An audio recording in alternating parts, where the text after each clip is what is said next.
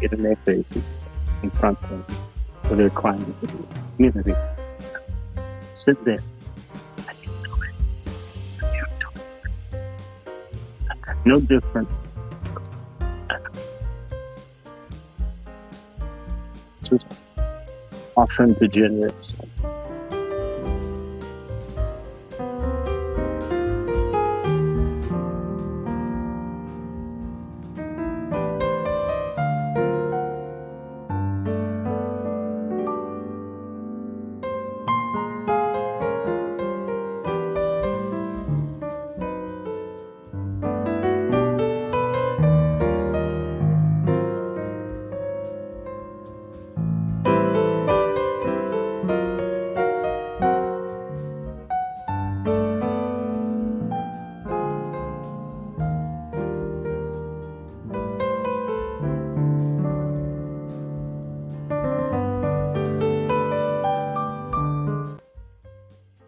Hey, good evening, everyone. Welcome to our show tonight.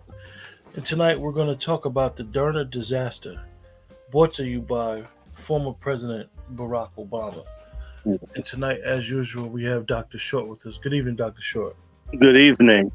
How's everything going? I'm fine. It's, let's just get into this monster president that so many of our deluded, delusional, dishonest, head of the ass black people worship this man, Obama, or Ofaga, as we say.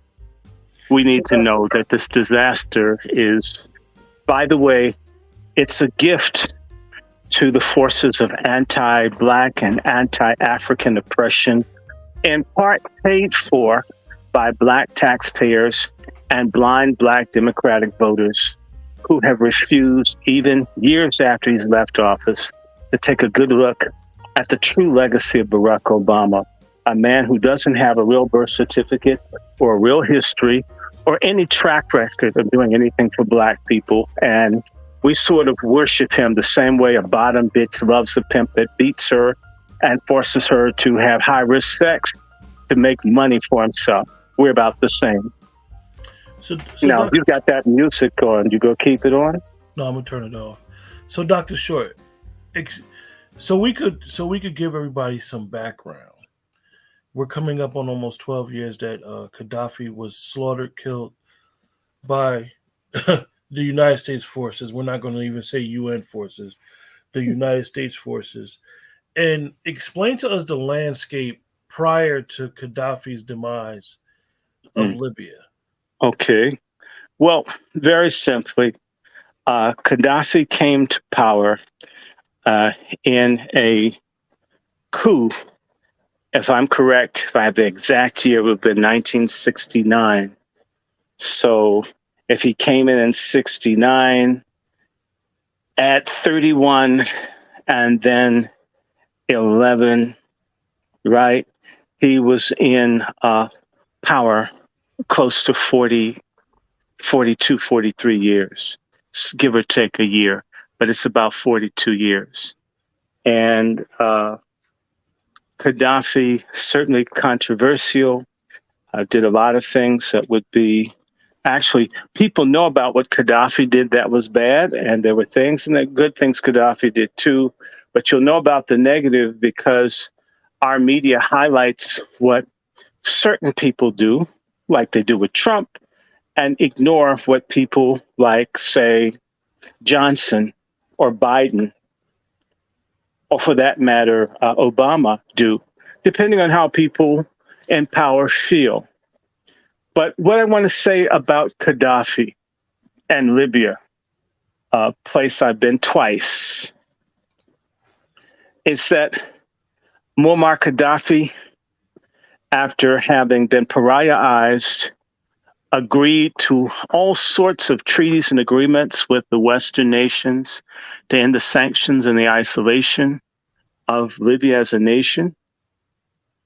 And there are a lot of achievements that happened once, Libya was able to reestablish itself as a nation that could trade and could do whatever.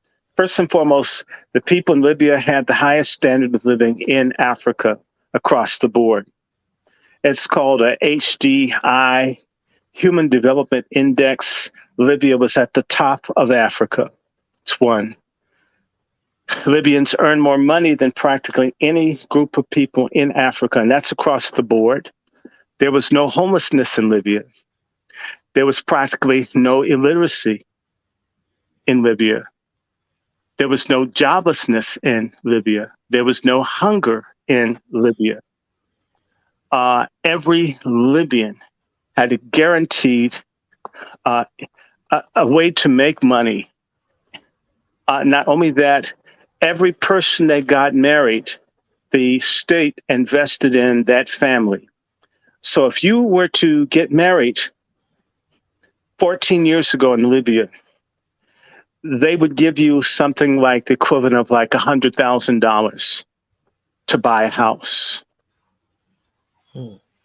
If you had children, if you had more than 3 children, 4 children, there were special stores where they could not gouge you for food prices to make certain that Libyans had nutritious and inexpensive food, and they were encouraged to have children, not abort them.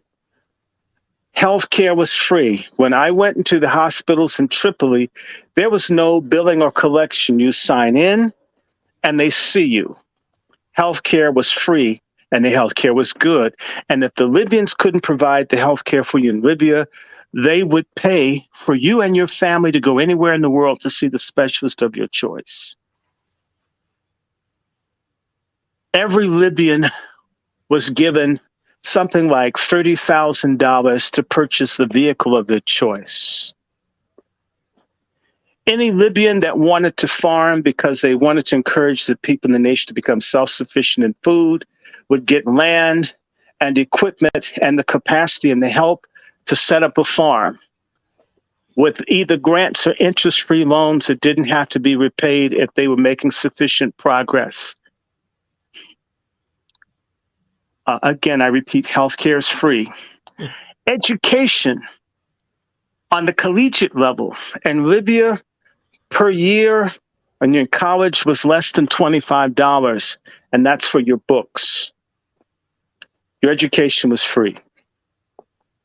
If you got an opportunity to study abroad, they put you on a national stipend and made certain that you could come home and your family could visit you.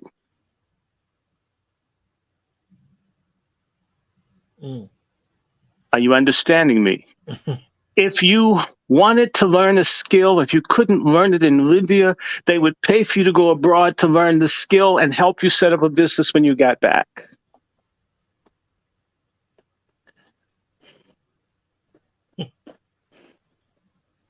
So it would be safe to say, Dr. Short, that Libya was prospering. Why? Oh my God. Yes. There were problems. I'm certain that there are problems. There are portions of the country where the people wouldn't work with the government. They kept trying to kill Gaddafi. I mean, if, in the United States, if there's a certain region or regions that are hostile to the power group, then they don't get the same investment as where people work with the people in leadership. That's just common sense. Why would Gaddafi be held to a different standard? That if people want to kill him and they keep fighting him and they won't work with him, why does he have to lavish it on people who are trying to destroy him? Maybe you're going to help the people that back you, right? That's common sense. Mm-hmm. Don't call that dictatorship. Now, I'm not saying that things are perfect. Let me be absolutely clear. Anything that's wrong or evil that happens in the society, you bet your ass I'm against it. But we always heard how terrible everything was in Libya. Let me share with you the Libya that you see today that's in ruins. Gaddafi had a plan to make Libya better than what Dubai is right now. He had a minimum of somewhere like $250 billion to rebuild all the infrastructure in Libya, all of it.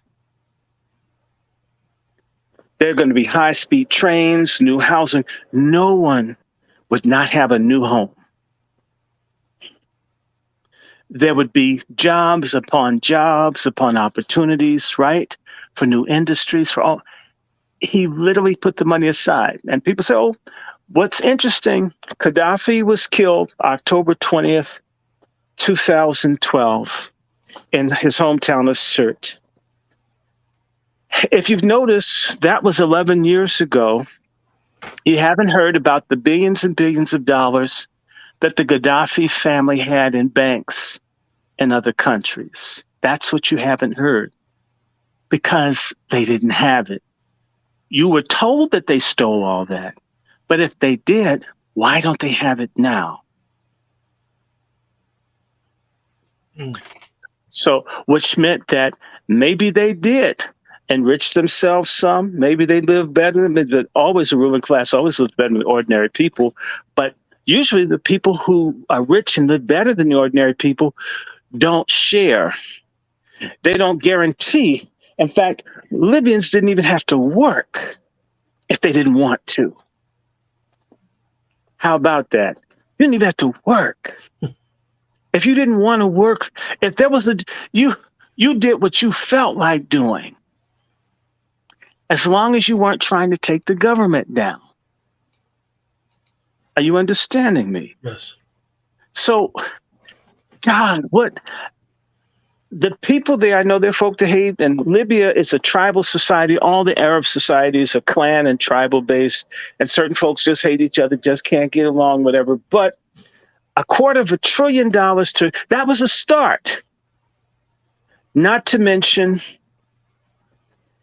what Gaddafi had planned to do is introduce the gold dinar, a gold-backed based currency that would break the back of the white world economic strangulation of Africa. That was the crime he committed. You need to know that Chase Bank, the American government, the French government, the Italian government, the British government have stolen billions and billions and billions of dollars and the hundreds of billions of dollars from the Libyan people, if not trillions. And they haven't given it back. They've stolen their gold. But this gold would have allowed African people to pull themselves out of poverty. The gold dinar would have immediately, and they would have traded that where everybody African could have it. The same way, let me finish this. Don't let me lose my thought. Okay. Please. If you've traveled with the American dollar, you can use it in certain countries. They will take it over their currency. Even if you go to some place like Cuba, no matter how bad the relations are, and between the United States and Cuba, Cubans will take your dollars if you offer them to them, even though the government there wants you to convert it at their fixed rate. When I went there years ago, was 30 pesos to the dollar, when in reality, it's a lot less, like maybe 120 pesos to the dollar. To the point where I can recall riding by the Capitol. I know you've seen the Capitol building in Havana that looks like the U.S. Capitol. Yeah. And I was riding in a taxi, and there was this pimp. We have women. We have good Cuban pussy. $1 American. And I says, is it really $1, sir? $1 US. I says, sir, if it's just $1, it can't be that good. I'll pass. $1, but they imagine you haven't heard of $1 pussy. It costs more when you were a kid for candy and shit to get a free car in this school. But $1 US. The US dollar you can use in certain places, people will take it.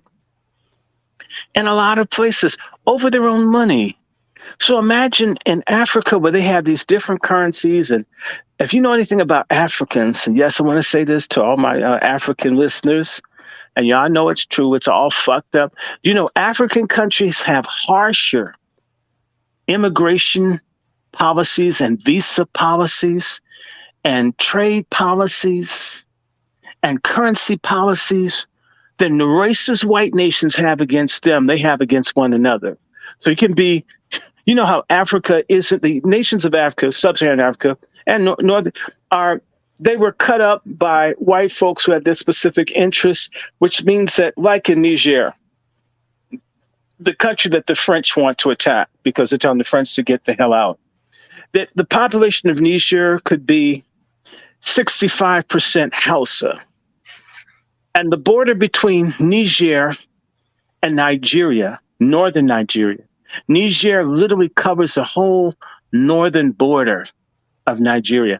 Just across this border created by Lord Lugard and the Berlin West Africa Conference of 1885, on one side of the border are Nigerian Hausa, who number maybe 60 to 75 million people. And just across the border, there's maybe 15 to 20 million houses, same people, divided by an arbitrary border created by white folks who hate one another, who want Africans. Some speak French, some speak English, they all speak Hausa, and they're the same people. But if they want to do business with each other, they've got to haggle over whether you're going to take Naira or CFA and do all these conversion and processes. And, you know, and sometimes people don't want the CFA, which isn't really useful outside of, in that sense, for Central Financier Africaine. It's basically a fucked up monopoly money joint, a Ponzi scheme that the French have, where they artificially fix the African money to have really no value, even though France has gotten tons and tons of gold from Niger. Niger uses a CFA. A Nigerian dollar is probably worth, US dollar is worth 600 of theirs. 600. So if you have $10, you've got 6,000 of it. You have 100, you have 60,000, right? If you have 1,000, you have 600,000. If you have 10,000, you've got 6 million. Do you see how unfair? I can go on with U.S. money. If they're just buy up everything because this valuation. And let us be real. Niger, another example. The Nigerians sell uranium, which internationally sells for kilo. A kilo is 2.2 pounds. It sells for about 215 euros, which is like $220 a kilo. Do you know how much money the French pay them for that kilo of uranium that powers 1/3 of France? How much? Guess. Be generous. Guess how much the French pay them. For a kilo? Yes, for a kilo of uranium. $100? You know what? You're a black man. The French are paying the people of Niger, until last week, 85 cents for a kilo of uranium. 85 cents for a kilo. I can't get a kilo of grapes or lettuce or cucumbers or pumpkins or watermelon or cantaloupe for 85 cents. Wow. In fact, I can't get a gallon of refiltered water for 85 cents. And they're paying them in CFA. And so let me explain to you. The French pay them in this currency that is worthless. Meaning, and in fact, the system that the French have set up, I did this before when we talked about France as Africa's F word. In other words, another way to say fuck you in Africa is to say France. The French take roughly 50% of all the money that the African countries collect. and they put it in the French treasury, meaning that every year the French take half of the money that all of their former colonies get and put it in their treasury and use the interest off the money that they steal from Africans to buttress their economy and to make investments and to build up their country. And they never give this money back to the Africans. And the Africans aren't allowed to even decide how to financially manage your own country. Can you imagine right now, sir, if I took half of your money and then told you how you could use the other half? Could you run a household? And if you did run a household, it would be difficult and it would be strife.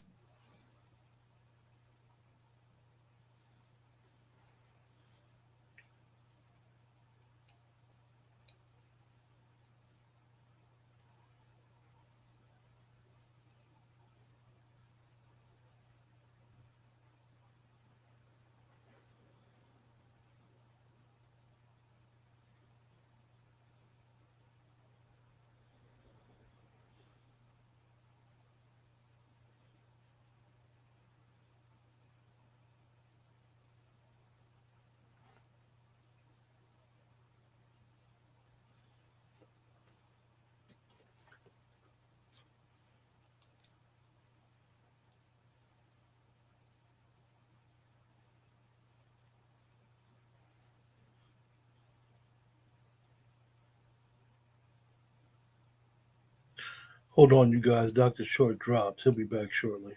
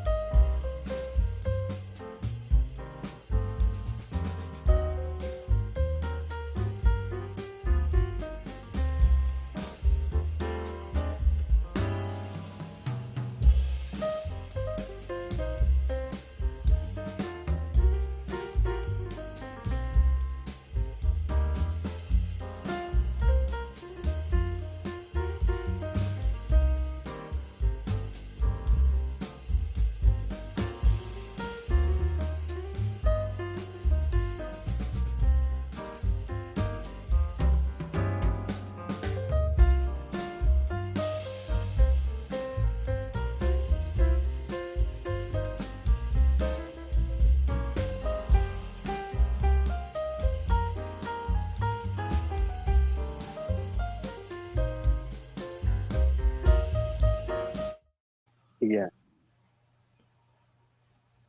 Yeah, Dr. Short. Oh, I apologize. It just suddenly cut off with no warning. So it went from about, first it was about 40%, and it just dropped to 15, and then it just cut out at 15%. Apologize for that, folks, but Dr. Short, I don't know if you remember exactly where you were at. You were explaining. Oh, no, I remember. It's talking about the whole economic system and how they're giving people this worthless currency. They steal everything, and it undermines any stability that any of these countries can have. And this benefits lots of countries. But again, imagine if Niger got the $100 per kilo, that their country could prosper if they got a rip-off price, but they get a slave price. Okay. Now, Libya, imagine if they had a gold dinar, then they could demand gold, which a lot of these countries either don't have, or if they do, they could demand gold for their uranium, or for their oil, or for their tungsten, or for their lithium. This would make these African countries that are minimally rich but are exploited poor. And so Libya, Gaddafi had tried for a long time to be a big fish in the Arab Islamic pond, and they didn't want him. And he ended up finding himself to be a big fish in the Black African pond. So he pivoted towards Africa and began to do things with various African countries. And there'd been an effort to contain Gaddafi. Gaddafi did a lot of stuff that people couldn't stand. Gaddafi basically acted like he was basically a white head of state. If he didn't like someone, he would go after them the same way that Barack and Biden and Trump and Clinton go after people they don't like. I'm not saying whose politics are right, but the French and other people had worked against Gaddafi. So let's just segue back in 1988. There was an American flight. I think it's Pan Am flight that blew up over Lockerbie, Scotland. Gaddafi was blamed for it, and Libyans were blamed. And there's a whole different story that maybe the CIA or someone else blew up the plane because there were FBI and other people on the ground before the plane the wreckage landed in Lockerbie. And people were encouraged to get off of the flight and this, that, and the other. And of course, they used that as pressure to punish Gaddafi for years. And eventually, of course, he made amends. And if you recall, there were duels between the United States Air Force and those in Libya in the 80s under Ronald Reagan. At a certain point, Ronald Reagan had Gaddafi's home bombed, in which his black daughter was blown up. I'm just saying. So this thing has gone on, and people need to understand that Libya has always been a point of contention. I need to remind people that World War I that you normally hear started with the assassination of Archduke Ferdinand and his wife in Sarajevo in 1914. Well, that's a white European concept of where World War I started. Other people would contend that World War I started in Africa and almost started in Africa a decade before 1914 on an Atlantic seaboard city of Agadir in Morocco between the French and the Germans, I think about 1904. However, the very first people to be bombed from the air and attacked with machine guns and airplanes were people in Libya being attacked by who? The Italians, who were allies with the Allies, and the Central Powers were the Austro-Hungary, the Ottoman Empire, and the German Empire, against the Russians, the French, the English, the Americans, and of course the British Empire, the French Empire, and whether we want to admit it or not, the American Empire. So World War I started really in Libya, where the Italians took Libya from who the Ottoman Turks, modern day Turkey, used to have an Ottoman Empire that was Arabia, that was Iraq, that was Syria, it was Lebanon, it was what you call Israel, Palestine. It was arranged. It was Libya. So one of the first power grabs in the World War I era was the Italians taking Libya from the Turks. Part of what World War I is all about that is not explained to us is that the British had determined by 1908 that there would be a shift in how your armies, in particular naval power, which was key to the British, who had a seaborne or maritime empire based on their ability to have very good naval forces. Their land forces have always been marginal. The Germans and French have always been able to kick the English in the ass on the ground. A lot of people can kick the English's ass on the ground, but the British Navy has been their savior.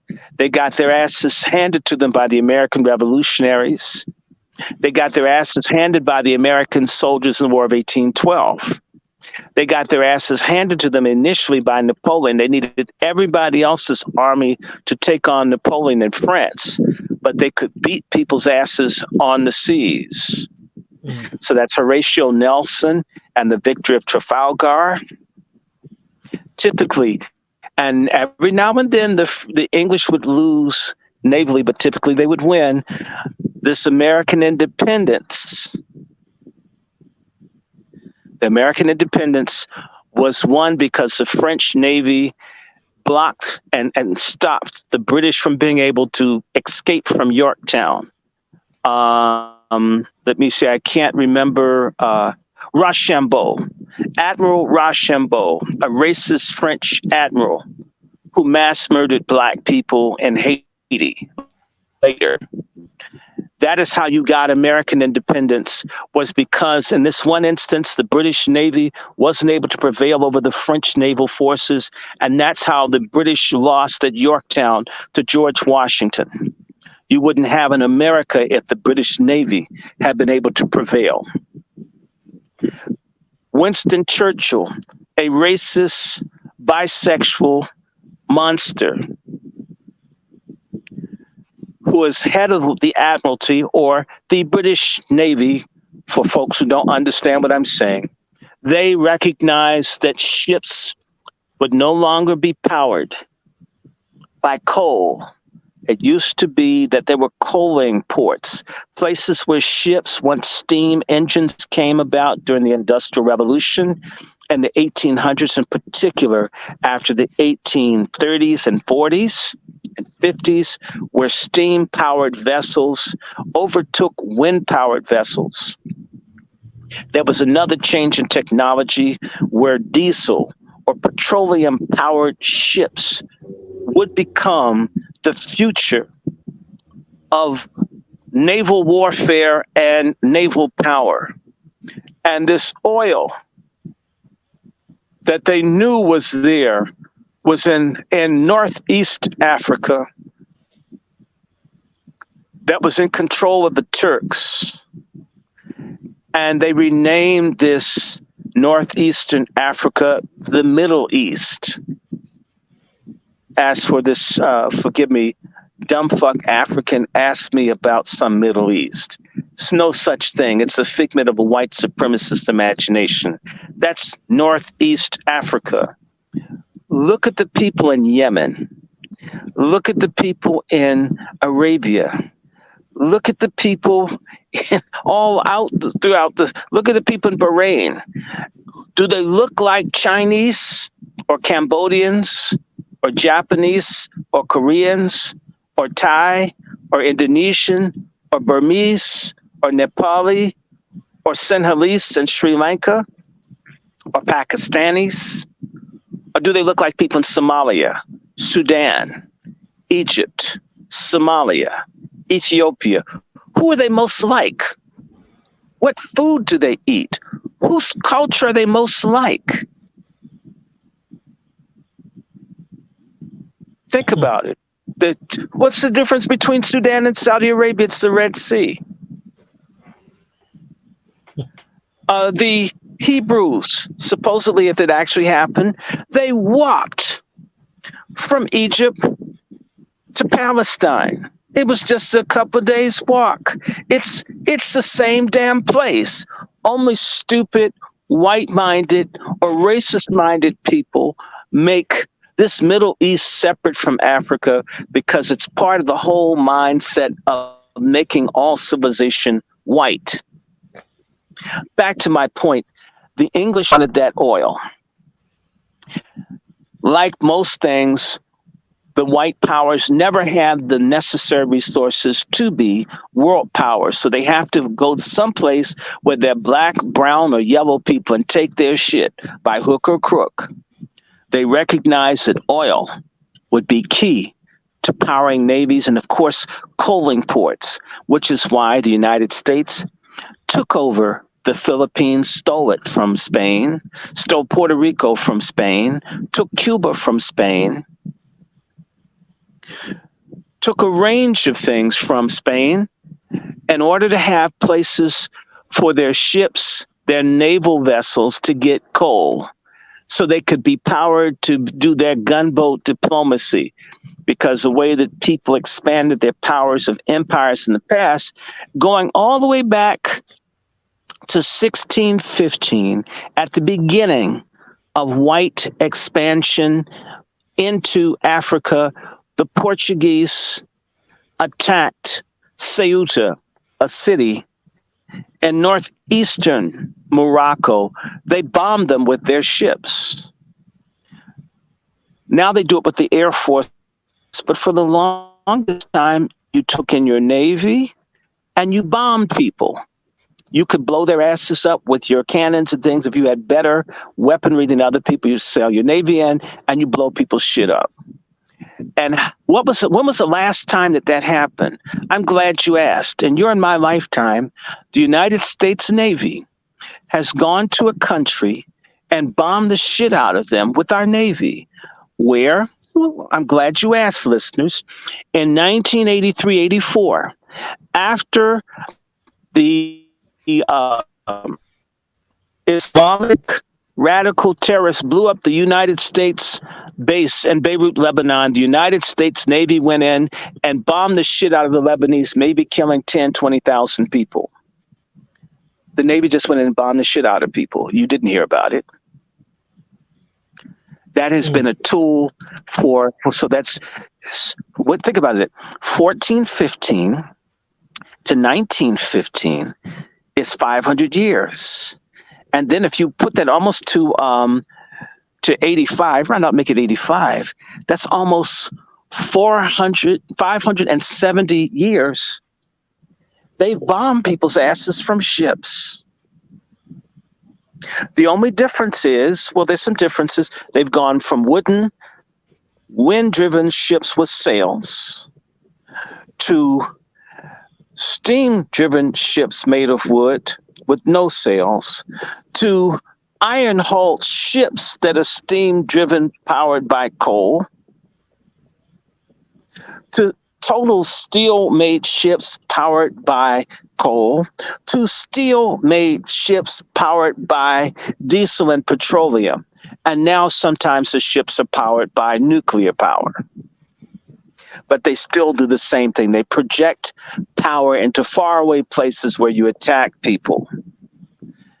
And part of having this global empire that the British had basically until about in reality, the British Empire still kind of exists as an economic empire. But the last real thing that they lost as quiet as it's kept, is a complete control over South Africa and Zimbabwe. South Africa in our lifetime, 1991.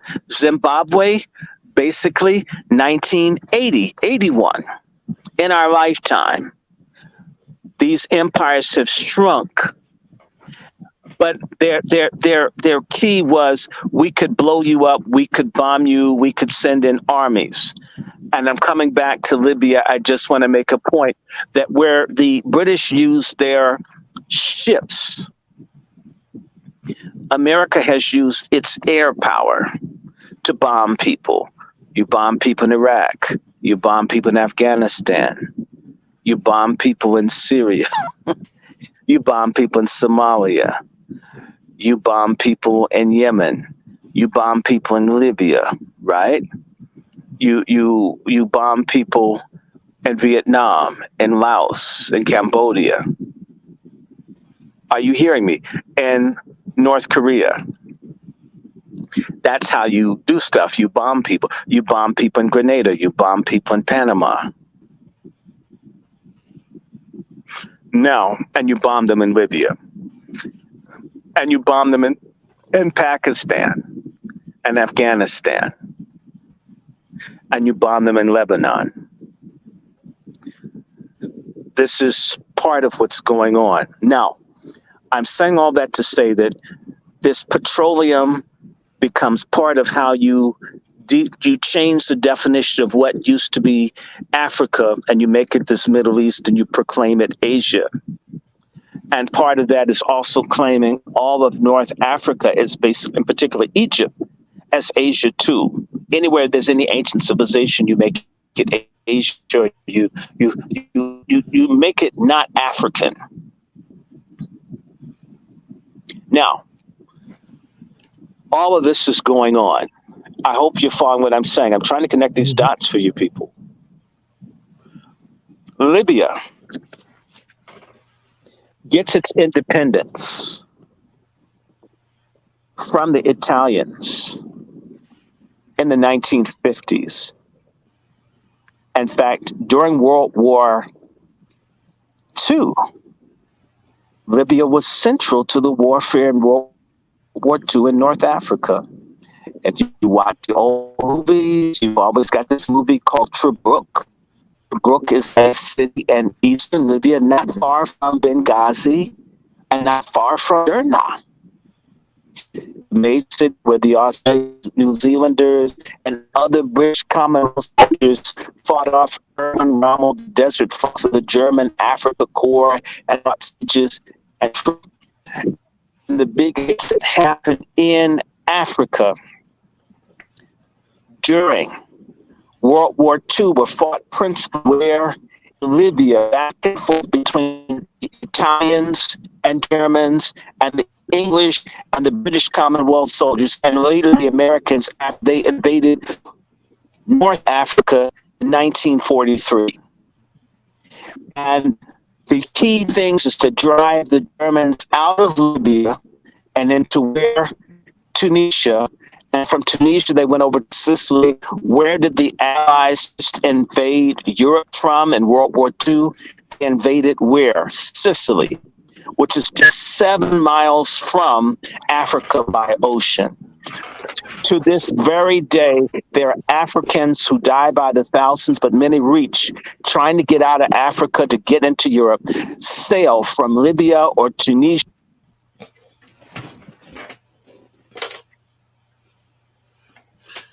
Excuse me, you guys. Dr. Short dropped again.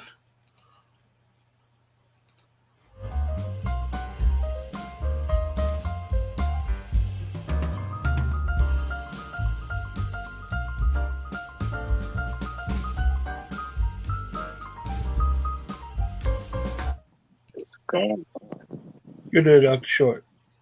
My brother, man, they are working today. My signal just completely went out. Yeah, it was getting kind of fuzzy, but you were talking. I wasn't going to interrupt you. No, you can let me know. I don't know why my signal is it. And my bill is paid. My bill is paid. My bill is paid in full.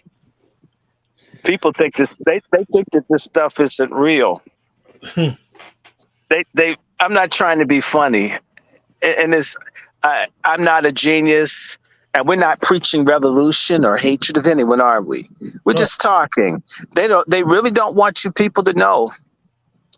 And not only that, my battery isn't charging.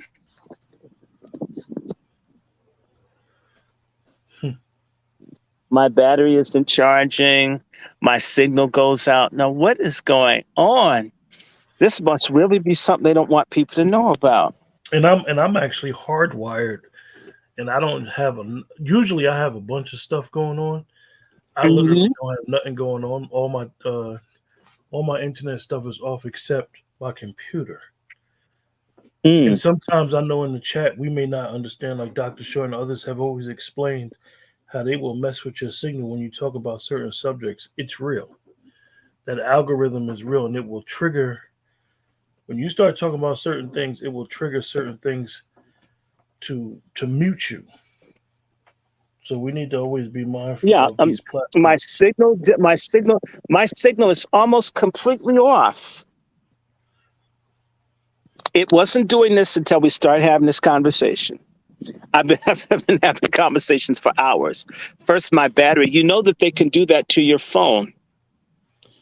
If you talk about things that they don't want you to, then the power all goes out of your batteries.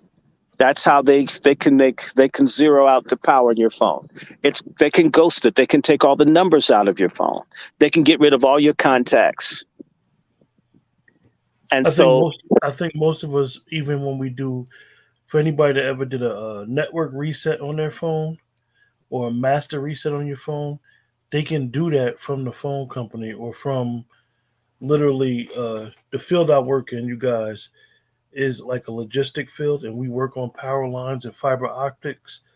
They can literally do that from the cell tower. Yeah, like I have had a situation where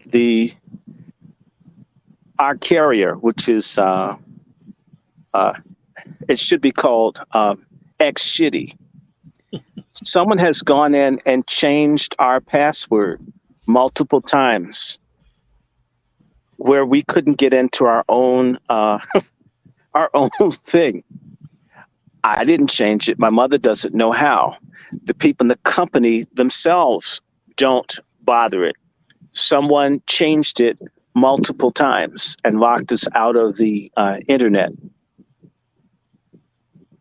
I'm serious. It happens. It used to happen about every 8 months. Someone would change the password and couldn't get in. And the people couldn't have, well, why don't you remember? It says, I do know the password, but it doesn't work anymore. And then people had to do special interference to try to figure out or bring over a new modem because the modem would not carry it. When we were trying to get Hulu, there were something like 26 different spying entities on a global basis on my computer. They had so much stuff on there until I couldn't get Hulu on our cable carrier. I had to get a company in India to get the people off of my computer so we could. I just want to watch Miss America. I mean, it wasn't even porn, just a regular old. I mean, there's no nudity, no violence. All of this, I showed my mother. I think I took pictures. All of these people on my damn computer for what? I don't have any armies. I'm not preaching hatred of anyone. I'm not preaching any kind of revolution, although damn, do we need one? What the hell why is it so serious to you? And it wasn't just American, it was other countries. Turkey, I did say some stuff about the president of Turkey. I called him a brownie. Okay, that doesn't mean anything to you. All right, let me explain to you. I called Erdogan a wannabe, a brownie wannabe. Translation, a brownie is a Dutch word for nigger. And so, yeah, I did. I did it on international television. I meant what I said. I fucking hate him. I still do. Okay. So I don't care. And I also talked about how ugly the president of Germany was, that she looked like Hitler's a drag queen with Down syndrome. And I said some other things that were true. And so the Germans, there was a German thing on there. I said it about them. Okay. And shit, I'm part Jewish. I have a right to dislike the German government. How about that? I said some other shit and I meant it. And what I said was true. And I don't care who doesn't like it. However, I'm not out harming anyone. But then again, it does say sticks and stones may break my bones, but words will never hurt me. You know, that's bullshit. Words do too hurt. It's the same way that broad that's attacking Trump. Fannie Willis, have you noticed that she looks like Tommy Lister? She does. She looks like a good-looking Tommy Lister. So you guys in the chat, Dr. Short gave us a beautiful brief backstory on that region, and I think one of the things that he said that was very important was, for those of us that don't look at maps every day and understand the maps, how they indoctrinated us with that word Middle East and got us thinking that it's not Northern Africa and it's not in that region, and why definitely in my lifetime that region has been so important for the last 100 years and so important with wars, with destabilization of nations, and what continues to go on for the last 100, 150 years in that area, and why our former president, by killing Muammar Gaddafi, has made it even worse, and some of the ripple effects.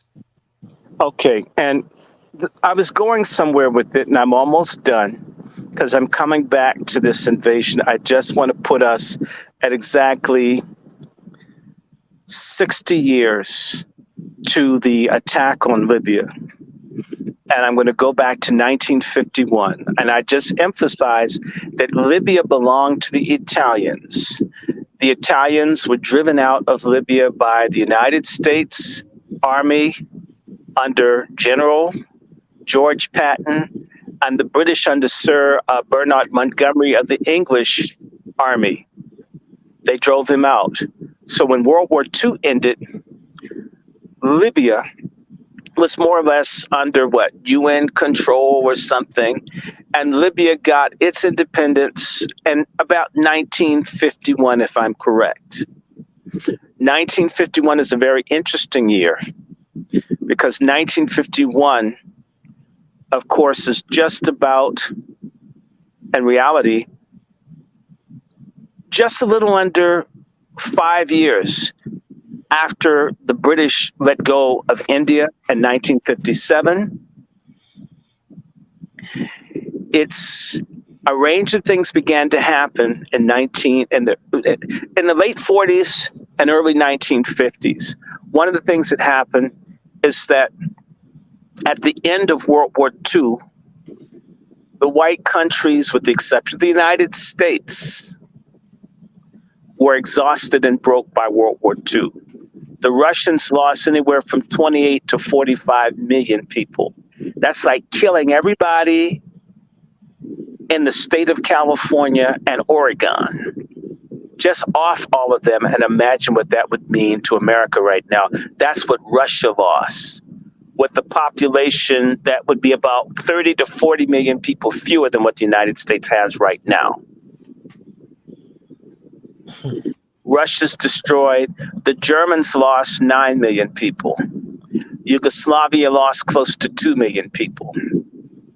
Poland lost 5 to 6 million people. All of those countries were broke, destroyed, ruined. America at one point produced almost half of the world's industrial output. That's how America was a big winner from World War II. America, they had a ship burn up in New York Harbor maybe some small stuff. The Germans and Japanese, with the exception of Pearl Harbor, practically nothing happened to America's homeland or offshore territories. Midway got attacked. One of the Aleutian Islands off of Alaska was occupied by the Japanese, but for the most part, America came out of World War II rich, with all the nations in the world, for the most part, indebted to them. President Roosevelt, who did not get along with his buddy Winston Churchill, who wanted to preserve the British Empire, and then the three partners, the key partners in World War II, was Charles de Gaulle of France, who was head of the Free French. And France, one of the things that helped the French get their mojo back were all the black French men that would die for France, that France has never compensated or acknowledged. That's a whole nother discussion. We can have that another day. The British, at least 1/3 to 1/2 of all the soldiers that fought for Britain in World War II were African and Asian soldiers from India, from all the African nations that the British colonized.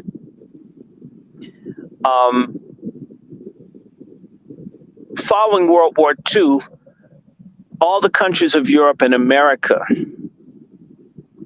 in the late 40s, of course, they created the United Nations. And there was a move that the United States wanted, that neither the French or the English wanted, which was for them to let their non-white colonies go. It's not that the United States didn't want these countries subjugated under a white order, but it's how they wanted it done. Do it the American way, create economic empires, not political, military, administrative empires. The same way the United States had a big colony, it had several colonies.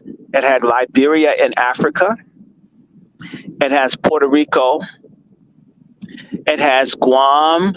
It has Hawaii. If truth be told, that's why they killed all the people in Maui. They said now it's less than 100 people that died in there. Now they've done DNA. So like less than 100 people died in Maui when there are thousands of people missing. Go figure, y'all. They sure burnt up those Hawaiians who've been, who could be really nasty to black people. And we think Hawaiians are beautiful, but, running after white people and giving shade to black people like we're the ones that screwed them. You know what I'm talking about. Hawaii is a colony. Puerto Rico's a colony. Up until 1959, Cuba was a colony. And the Philippines is a colony. Let's be honest. And we have another colony, although they don't admit it. Japan is an American colony. And if truth be told, all of Western Europe is an American colony. What they did after World War II, because England, under Lend-Lease, you've heard of it, where Roosevelt bailed out the English by rebuilding America through the war industries, where American weapons that were sold at a premium to England, right? The British had to pay for it. In fact, the British had to give up ports and bases in places like Bermuda, all over the world. They got stuff in exchange for their tanks, for their bombers, for all their resources, for their ships. When the war ended, all those countries had to pay America back. You've been lied to when you were told that the United States just helped those countries with the Marshall Plan. It's not true. The Marshall Plan was used to make Europe economically dependent on the American system. And it was also used to punish all the socialist or communist countries that had been destroyed too. America didn't offer any aid to Russia. Remember, I said the Russians lost anywhere from 28 million to 40 million or more people. Most of World War II was fought between Japan and China. The Chinese lost anywhere from 15 to 30 million people, and the Russians lost anywhere from 28 million to 40 million people. So most of the people that died were in the two countries that didn't get jack shit from America at the end of World War II. They got no Reconstruction money, although they did give some weapons to the drug dealing head of state of China called Chiang Kai-shek. And then they turned on him and they helped the commies take him down, and Mao tricked their ass, which is what often happens. The white folks here switch sides and the people say, yes, I'm going to lick your asshole, boss.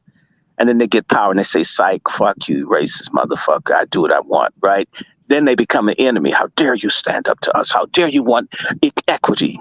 Who do you think you are? Some kind of house nigger? You're a little junkyard dog. Don't you know I have nuclear power? I could just destroy you. I'm a white man. You need to bow down to me like I'm Jesus. In fact, Jesus is white. Did you know that? Anyway,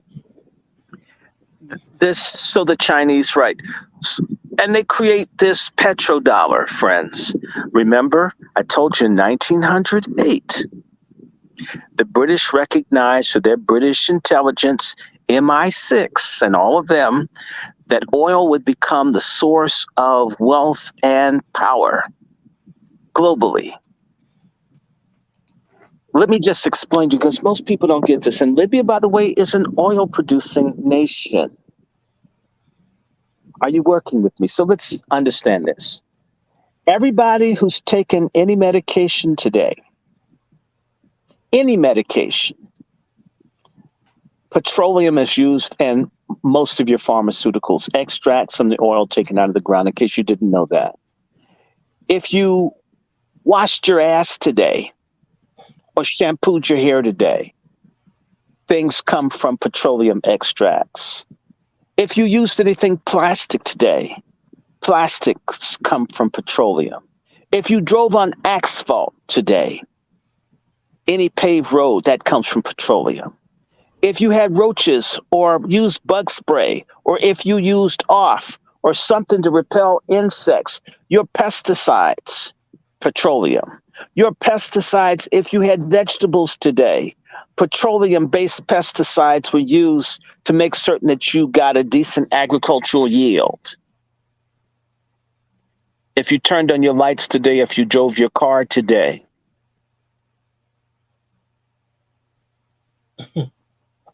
it all comes from petroleum. And it goes on and on and on what this oil does. And therefore, the currency of the United States, the petrodollar, was negotiated that gasoline and all the fuels and the selling of oil would be based on the dollar. The dollar would be treated like it was gold. That has been the global economic order since the late 1940s. And as a result, the rest of the world has had to pretend that the U.S. dollar is worth than what it really is. And anyone that bucks against the U.S. dollar gets killed, whether it's Noriega, whether it's Hugo Chavez, whether it's Muammar Gaddafi, whether it's Saddam Hussein, whether it's Mr. Assad in Syria that they're trying to take out. Are you understanding me? Whether it's Nasser in Egypt, who I believe was assassinated, if you don't kiss their ass, they come after you or they depose you, they get rid of you some way, somehow.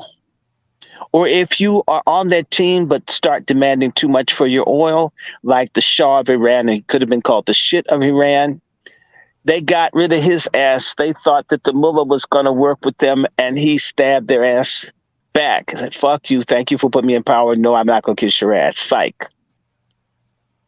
If you don't kiss their ass, there were 630 efforts to assassinate not Chavez, but Fidel Castro.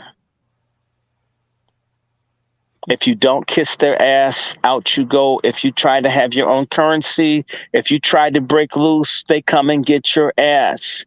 If you don't fall under their central banks, whether you're North Korea, whether you're Vladimir Putin, whether you're the people in Iran, every country that the United States has all these sanctions on, Zimbabwe, you refuse to bow down to this damn petrodollar, then they destroy you. They'll make it seem as if it's something other than what it is. Saddam wanted to have a gold-based currency and not kiss America's ass. His ass got hung. His ass got hung right after Christmas in 2007. Remember? I was in Texas. I saw that shit and the white people cheered. I was in Dallas airport. I was depressed for 2 days because I knew that they wished they could hang all the black people like they did Saddam. So I'm going somewhere with this. So you have this new dollar-based thing. Everything's based around oil. All of America's post-World War II is based around oil. Let us remember that World War II was even about oil. What did America do that made the Japanese attack America in Pearl Harbor? The United States provided Japan almost 100% of its oil. And the United States said, fuck Japan. Japan is a resource-poor country. Japan was an industrial country. If you cut off their damn oil, Japan would starve. And not only that, they seized all of Japan's money, froze everything. So basically, that's like a person siphoning the gas out of your car, taking all your money, and punch you in the face, and thinking that person wouldn't fight or do some backstab shit to try to get back at you. The Japanese were literally forced to fight white folk, and the white people were waiting. It is a fact that Franklin Roosevelt and all of them knew the Japanese were coming to Pearl Harbor. They let them kill all those people just like they let the folks kill people on 9/11. Same kind of shit. They knew that the Japanese couldn't make it without oil. What did the Japanese do right after they attacked Pearl Harbor? They immediately attacked Indonesia to get to the oil fields where? In Sumatra. They needed oil because they no longer could get oil from the United States. It was about oil, people. And it's about the money that comes from oil and the need to have an energy source, to have a modern industrial society. You have to have this energy. You can't make it with coal and wood and wind power and solar shit. You need some stuff that comes out of the ground. You need some old dinosaur shit that comes out as crude and put it in your tank or your generator, or else your ass is dead. This is why there's a war in Ukraine. Natural gas, which also is petroleum type, that's the lifeblood of Europe. They've cut the shit off. The French have to go into Niger because the French are going to freeze. They're not going to be able to bake that bread that they put under their arms if they don't have any energy. They've been cut off from Russian gas, and now the Africans have said, à la viche or à la vache. It's a way to say fuck you in French. À la vache.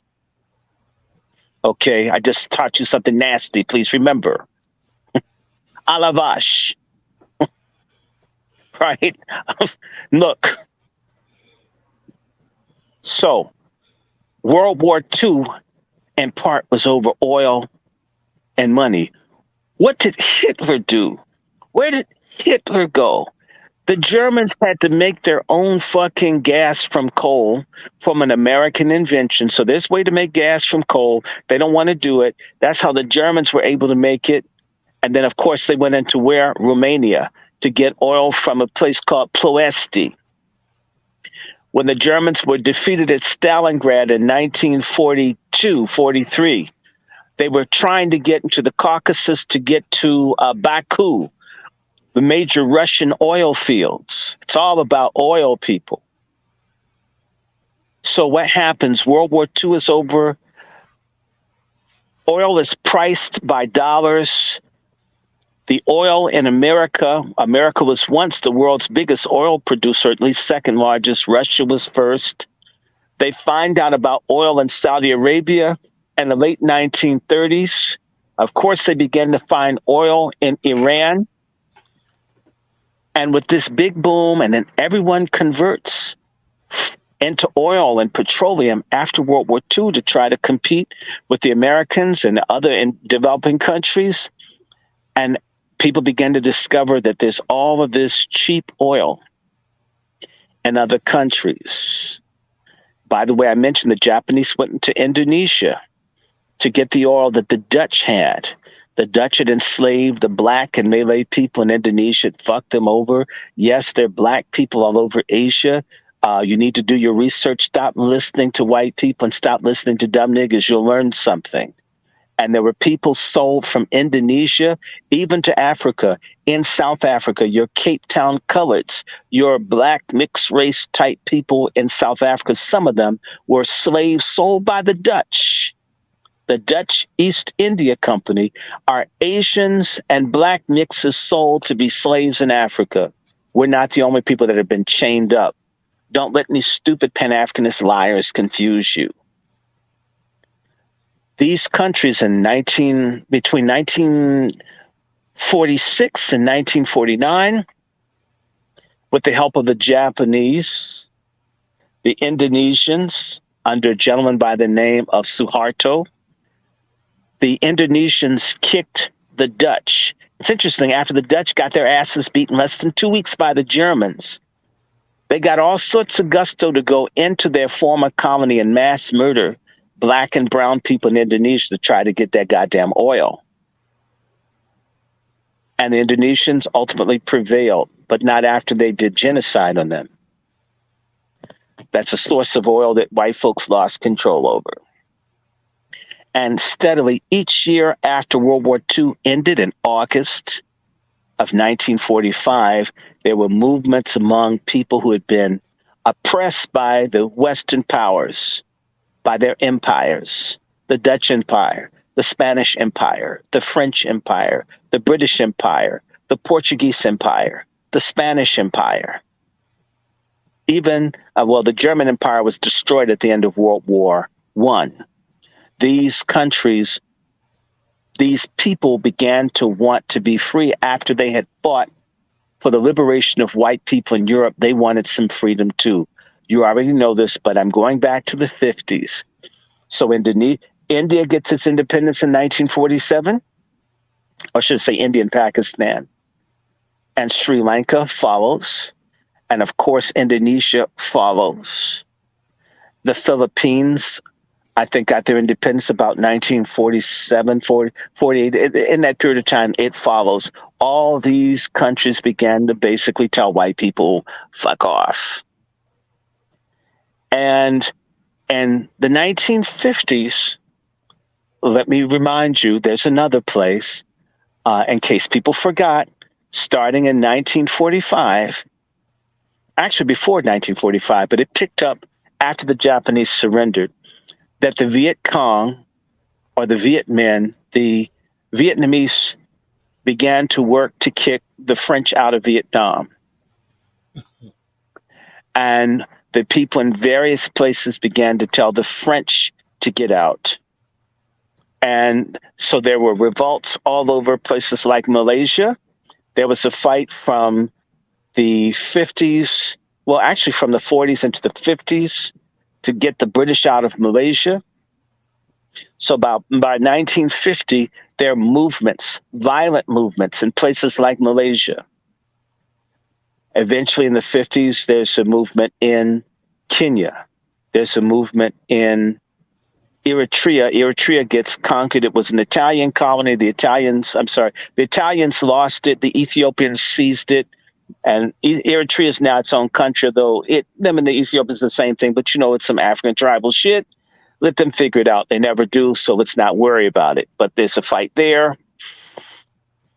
There are fights everywhere.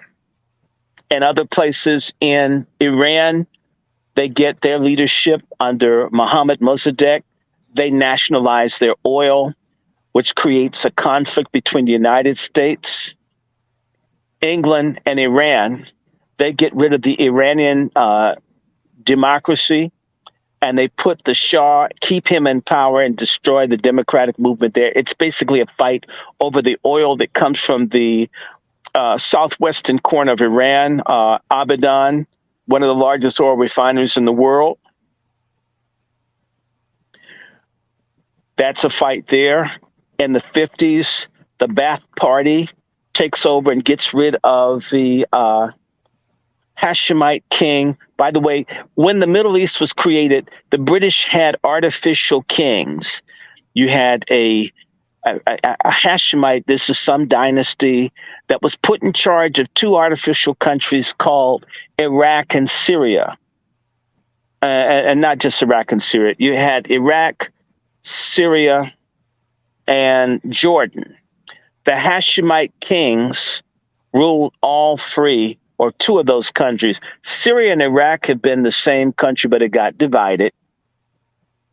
The Hashemite king got taken down by the Ba'ath Party in Iraq. The Ba'athist Party, it is a nationalist socialist party started by Christian and secular Muslims. They also took over power in Syria. They tried to get rid of the king they assassinated the king in Jordan, but to this day you have the Hashemite rulers still in Jordan, but the Hashemite head of state was murdered in Iraq, and they got rid of the one in Syria. All of this is happening in the 50s. You have the Arab nationalism led by Gamal Abdel Nasser with the revolt of the Egyptian soldiers. They take power. Of course, the British get kicked out of Egypt after World War II. And then King Farouk, a Turk who didn't like Egyptians, is a fat sleaze. He gets kicked out, and the Egyptian officers take power and begin to promote Arab nationalism. Part of that is that white people have to get the fuck out, and the oil belongs to the people who live on the land. And of course, you have in 51, again, Libya gets its independence, and you start to see this move. And by 1954, the people in Algeria, another oil-producing country, began to have a revolution against the French.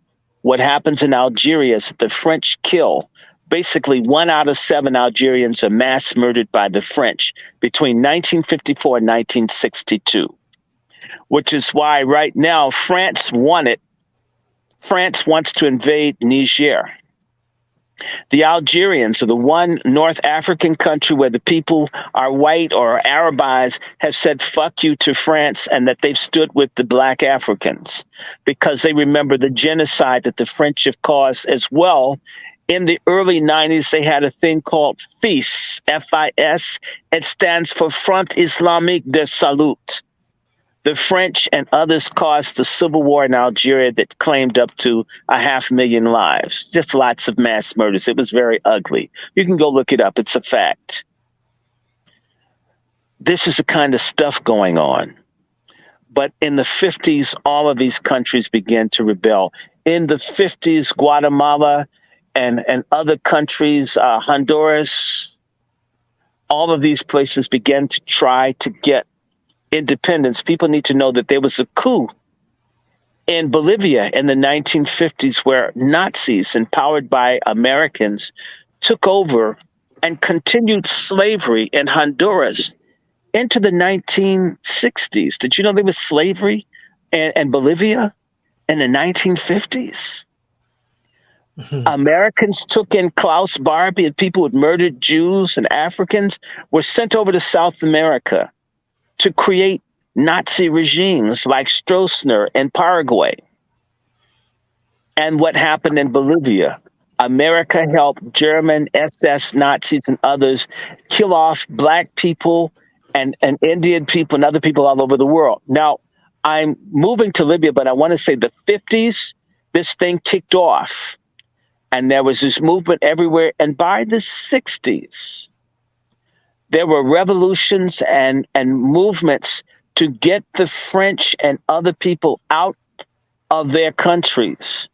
One of the things that happened by the late 50s, in 1957, Ghana becomes independent, the first English colony in Africa to truly get its freedom. And that's followed where the French are told to get the hell out of Guinea. And of course, they leave Ivory Coast. And the French began to create a fake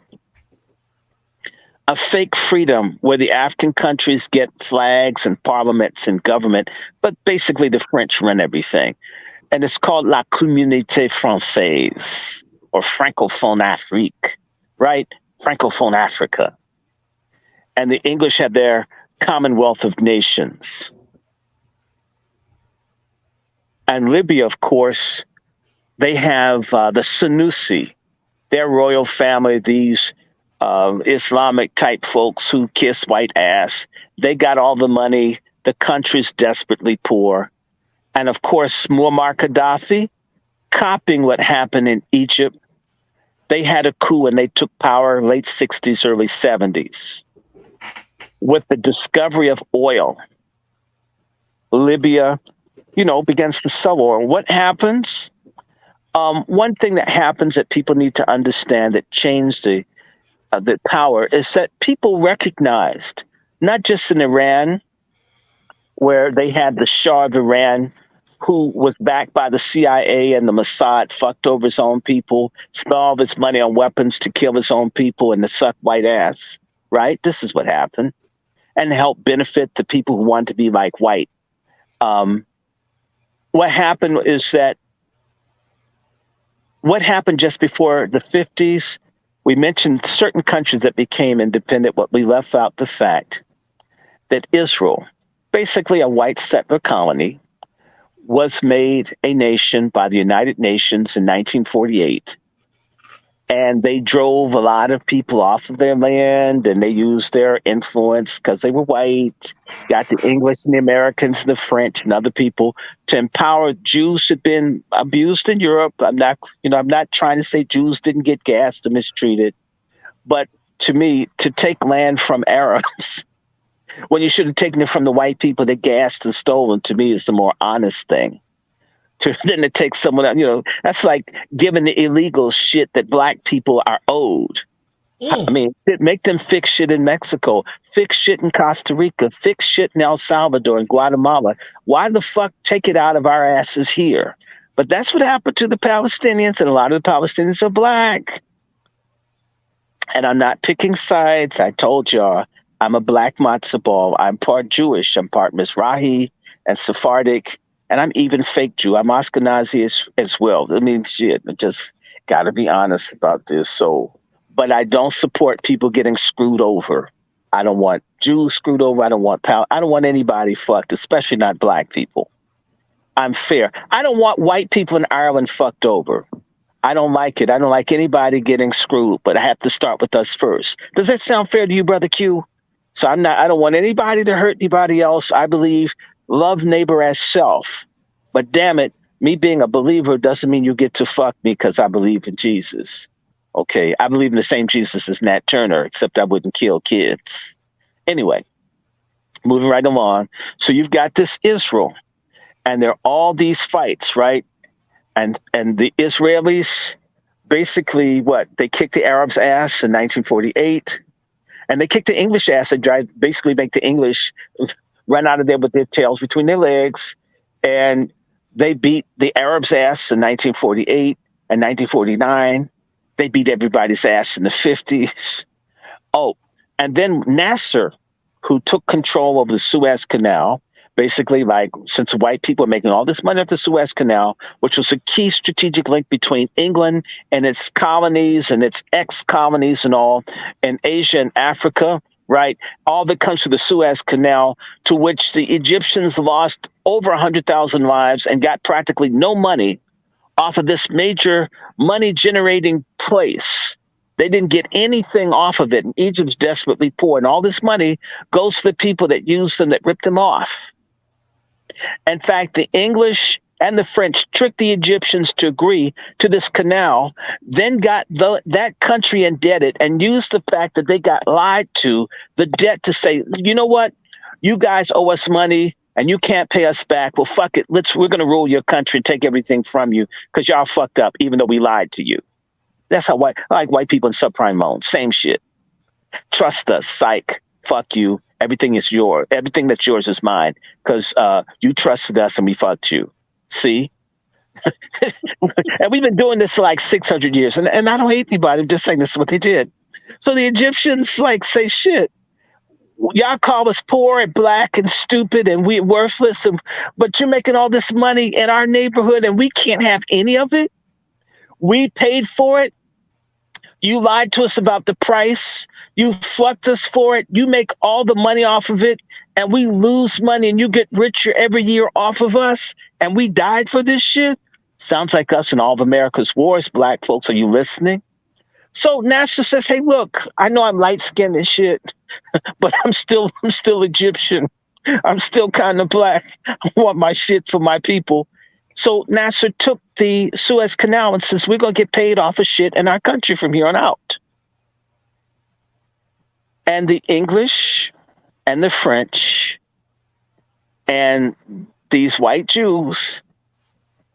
And white Jews always trying to get justification to be down there and violating all their treaties and agreements of how the stuff is supposed to be split up between them and the Palestinians.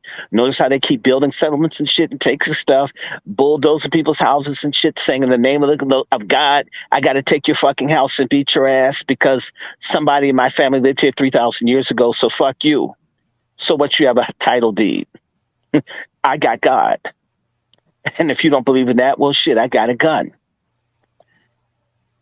Just research it for yourself. I'm not picking. They just come and take people's shit, cut people's trees down, rape folks, and move in. Tax-free. In fact, you as an American taxpayer pay for white folks from Brooklyn or Williamsburg to go and take someone Palestinian shit from them. In the name of God, and yet that Jewish persons and atheists tell you there's no such thing as God. So how can you say God gave you land if you don't believe in the damn God? At least be consistent. Anyway, so this Israel does this shit, right? Israel's fucking over people and they're fighting, right? And they have a fight with Lebanon, and they have a fight with Jordan, they have a fight with Syria, they have a fight with Israel. They undermine each other. Egypt. And they're all fighting each other and deporting people and creating problems and blowing up shit, making folks mad. So people are pissed with Israel, right? To the point where the Egyptians and other people working with ex-Nazis trying to bring Israel down. All that to say, in 1956, when they took that canal over to benefit for themselves, the English, the Israelis, and the French all agreed to fuck up Nasser, and they invaded. They invaded Egypt in 56, I'm sorry. And it was all going well for them. They took everything, were mass killing people in places like Port Said and so forth. And the United States, which says, hey, look, we're the head of whiteys on the planet. You didn't get our permission to beat up the sand niggers in Egypt, so you've got to take your toys and go the fuck home.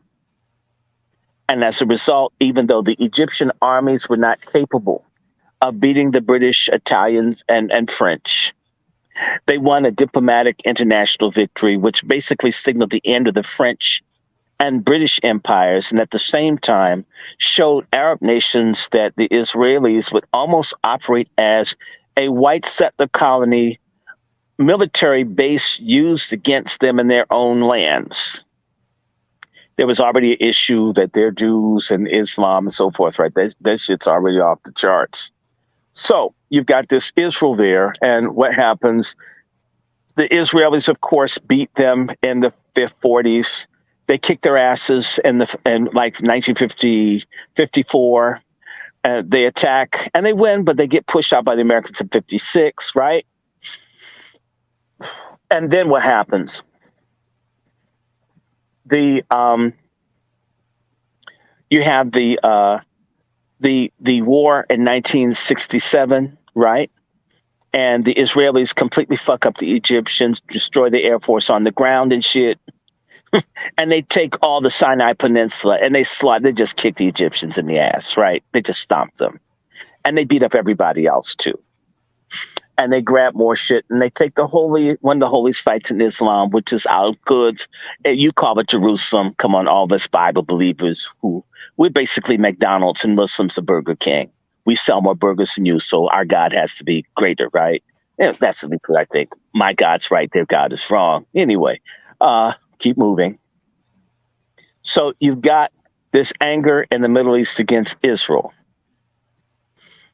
And of course, they lose in 67. And then the Russians basically, which the Russians actually got the Egyptians to go to war with the Israelis in 67. They lied to them. And see, white folks pimp you. Even if they're commies or capitalists, they're still white. Keep watching. Whether they're Democrat or Republican, you're still black. You got to look out for yourself. Not saying that you can't cut a deal with people, but all relationships are temporary. It's sort of like a prostitute. You know, if you pay another $20, you may get the blowjob. But if you don't, you may only be able to ask for one thing, and that's only temporary. So think of everything as a prostitutional transaction. When you stop paying, it's off. All right. Now, moving right along. Libya becomes an ally under the new officers that take over in the late 60s. that admire Nasser at the same time. They don't like Nasser they don't like Sadat, who replaces Nasser. So Libya begins to make money from oil, and Gaddafi and them are radical Arab socialists. They support the Palestinians. They support all sorts of liberation movements, blah, blah, blah, right? Now, we have another situation. You have the Yom Kippur War, where Egypt attacks the Israelis during their holy holiday of Yom Kippur. And they're beating the shit out of the Israelis. They're really kicking their asses. And that means Syria and all of them jump in and start fighting Israel, they're attacking, beating their ass. And what happens is the United States, whose Secretary of State is a Jewish man you've heard of, whose name is Henry Kissinger, the United States lies and says that they're not giving arms and shit to the Israelis when they're giving arms to the Israelis. Advanced shit like certain anti-tank missiles, because the main military weapons that the Egyptians and the Syrians have are their Russian-made tanks, the T-56, the T-72, the T-68. Their tanks are what they're using. And the Israelis didn't have as many tanks, but with the American anti-tank missiles, they fucked the Egyptians up. And of course, their superior tanks fuck up the Syrians. And the whole Arab world, when they recognize, wait a minute, the whiteys lied to us. Arabs think white people love them, and they hate black people who love Arabs. I don't know what the hell is going on. They're sort of like black women. They want everybody but those that want them. You can't have me because you want to respect me and give me a home and treat me like a queen. I want a person that will come in my face and slap me and call me bitch. You're not man enough to control me. Okay. And the Arabs sort of like sisters, modern sisters. Yes, y'all like that. They like bad boys. Arabs like bad treatment from white people. They're always running after white people for love, and nobody black is good enough.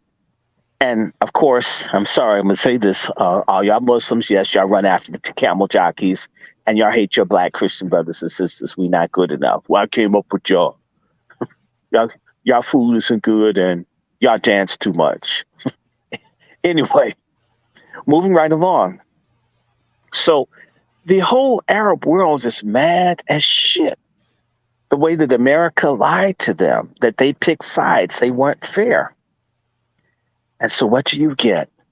You get this whole thing called the fucking oil crisis that occurred back in 1972-73, because the head of Saudi Arabia, King Faisal, if I'm correct, they were so mad because Faisal's one of the few, last Saudi that basically, had a fuck America attitude.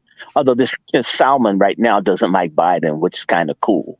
That's why they're making the price of oil go up. And we're going to freeze like shit this winter because Biden's an asshole that nobody likes except for stupid ass black women, gays, and illegals. The stupid people in America. I'm going to keep insulting dumbass black women until y'all wake the fuck up. I want you to be great like the woman we were talking about the other night. But since you won't, we're going to keep criticizing you. That's the only weapon we have. In other cultures, they put their foot up a woman's ass. We don't condone that. So we're going to keep using nonviolent means to confront you and your stupidity until you wake the fuck up. So there. That felt great. Kevin Samuels. Man, what a man. What a great prophet, man. We got to do a show on Kevin Samuels. Anyway, our hero. Thank you, Kevin Samuels. You helped us stand up. He helps us to hold our head up, black men. There's nobody like Kevin Samuels. The Malcolm X, Martin Luther King, Huey Newton of my generation. Prophet and holy man, Kevin Samuels. Thank you, Godfather. We love you, man. We don't care. It takes a nation of pork chops to hold us back, but they won't. Had to get that off my chest. Don't you miss Kevin Samuels? I do. I mean, you can't make it up. These hoes dancing on this man's grave. Finger paint was shit on his tombstone. They're going to regret this. We're going to get the pork chops. They'll see. If I had to buy every black man a passport to break the back of these studs, I would do it. They're lucky I'm not like, what's his name? Bezos. I would be setting up, doing Reverend Moon marriages and shit in Japan and shit. Show up. None of these broads, like that brick girl, would ever have a black man to get with. If I had to give them 2 wives from other countries to show them we're not going to take this insubordination, this Jezebel movement of toxic feminism has to be stamped out. We can't coexist with feminist evil in the black community. Patriarchy now, patriarchy tomorrow, patriarchy forever. That's just a commercial from all of us who are tired of this bullshit. Now back to the Middle East. So the leaders of the early 70s who produced oil, including Russia, said, fuck this bullshit from America and all these countries that are behind Israel, who are getting rich and industrialized and wealthy off of our oil, and we don't even get shit for it. They increased the price of oil, where their countries could get a share of a wealth that was being produced from their natural resources. And it fucked up the American economy. It fucked up all the Western economies. Everybody went into a recession. And if you weren't living, I'm talking about 50 years ago, and you see people lined up for miles to get gasoline. I mean, honest church-going women hawking pussy to get a tank of gas. I said, God understands. No, he doesn't. You just a hoe. Anyway, people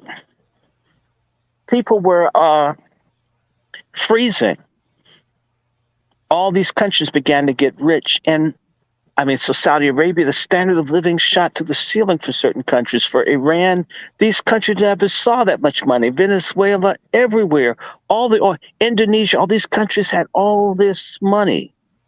And in particular, a country like Libya back then, they didn't have 3-4 million people. They had more money than they could spend. And you had this crazy leader who had all these ambitions to overturn the Western world, Arab nationalism, Arab socialism. They're giving weapons and support to all these radical groups. They're trying to take back land from Chad that had been given to Chad that they had traditionally associated as part of Libya. It's called the Strip of Azov.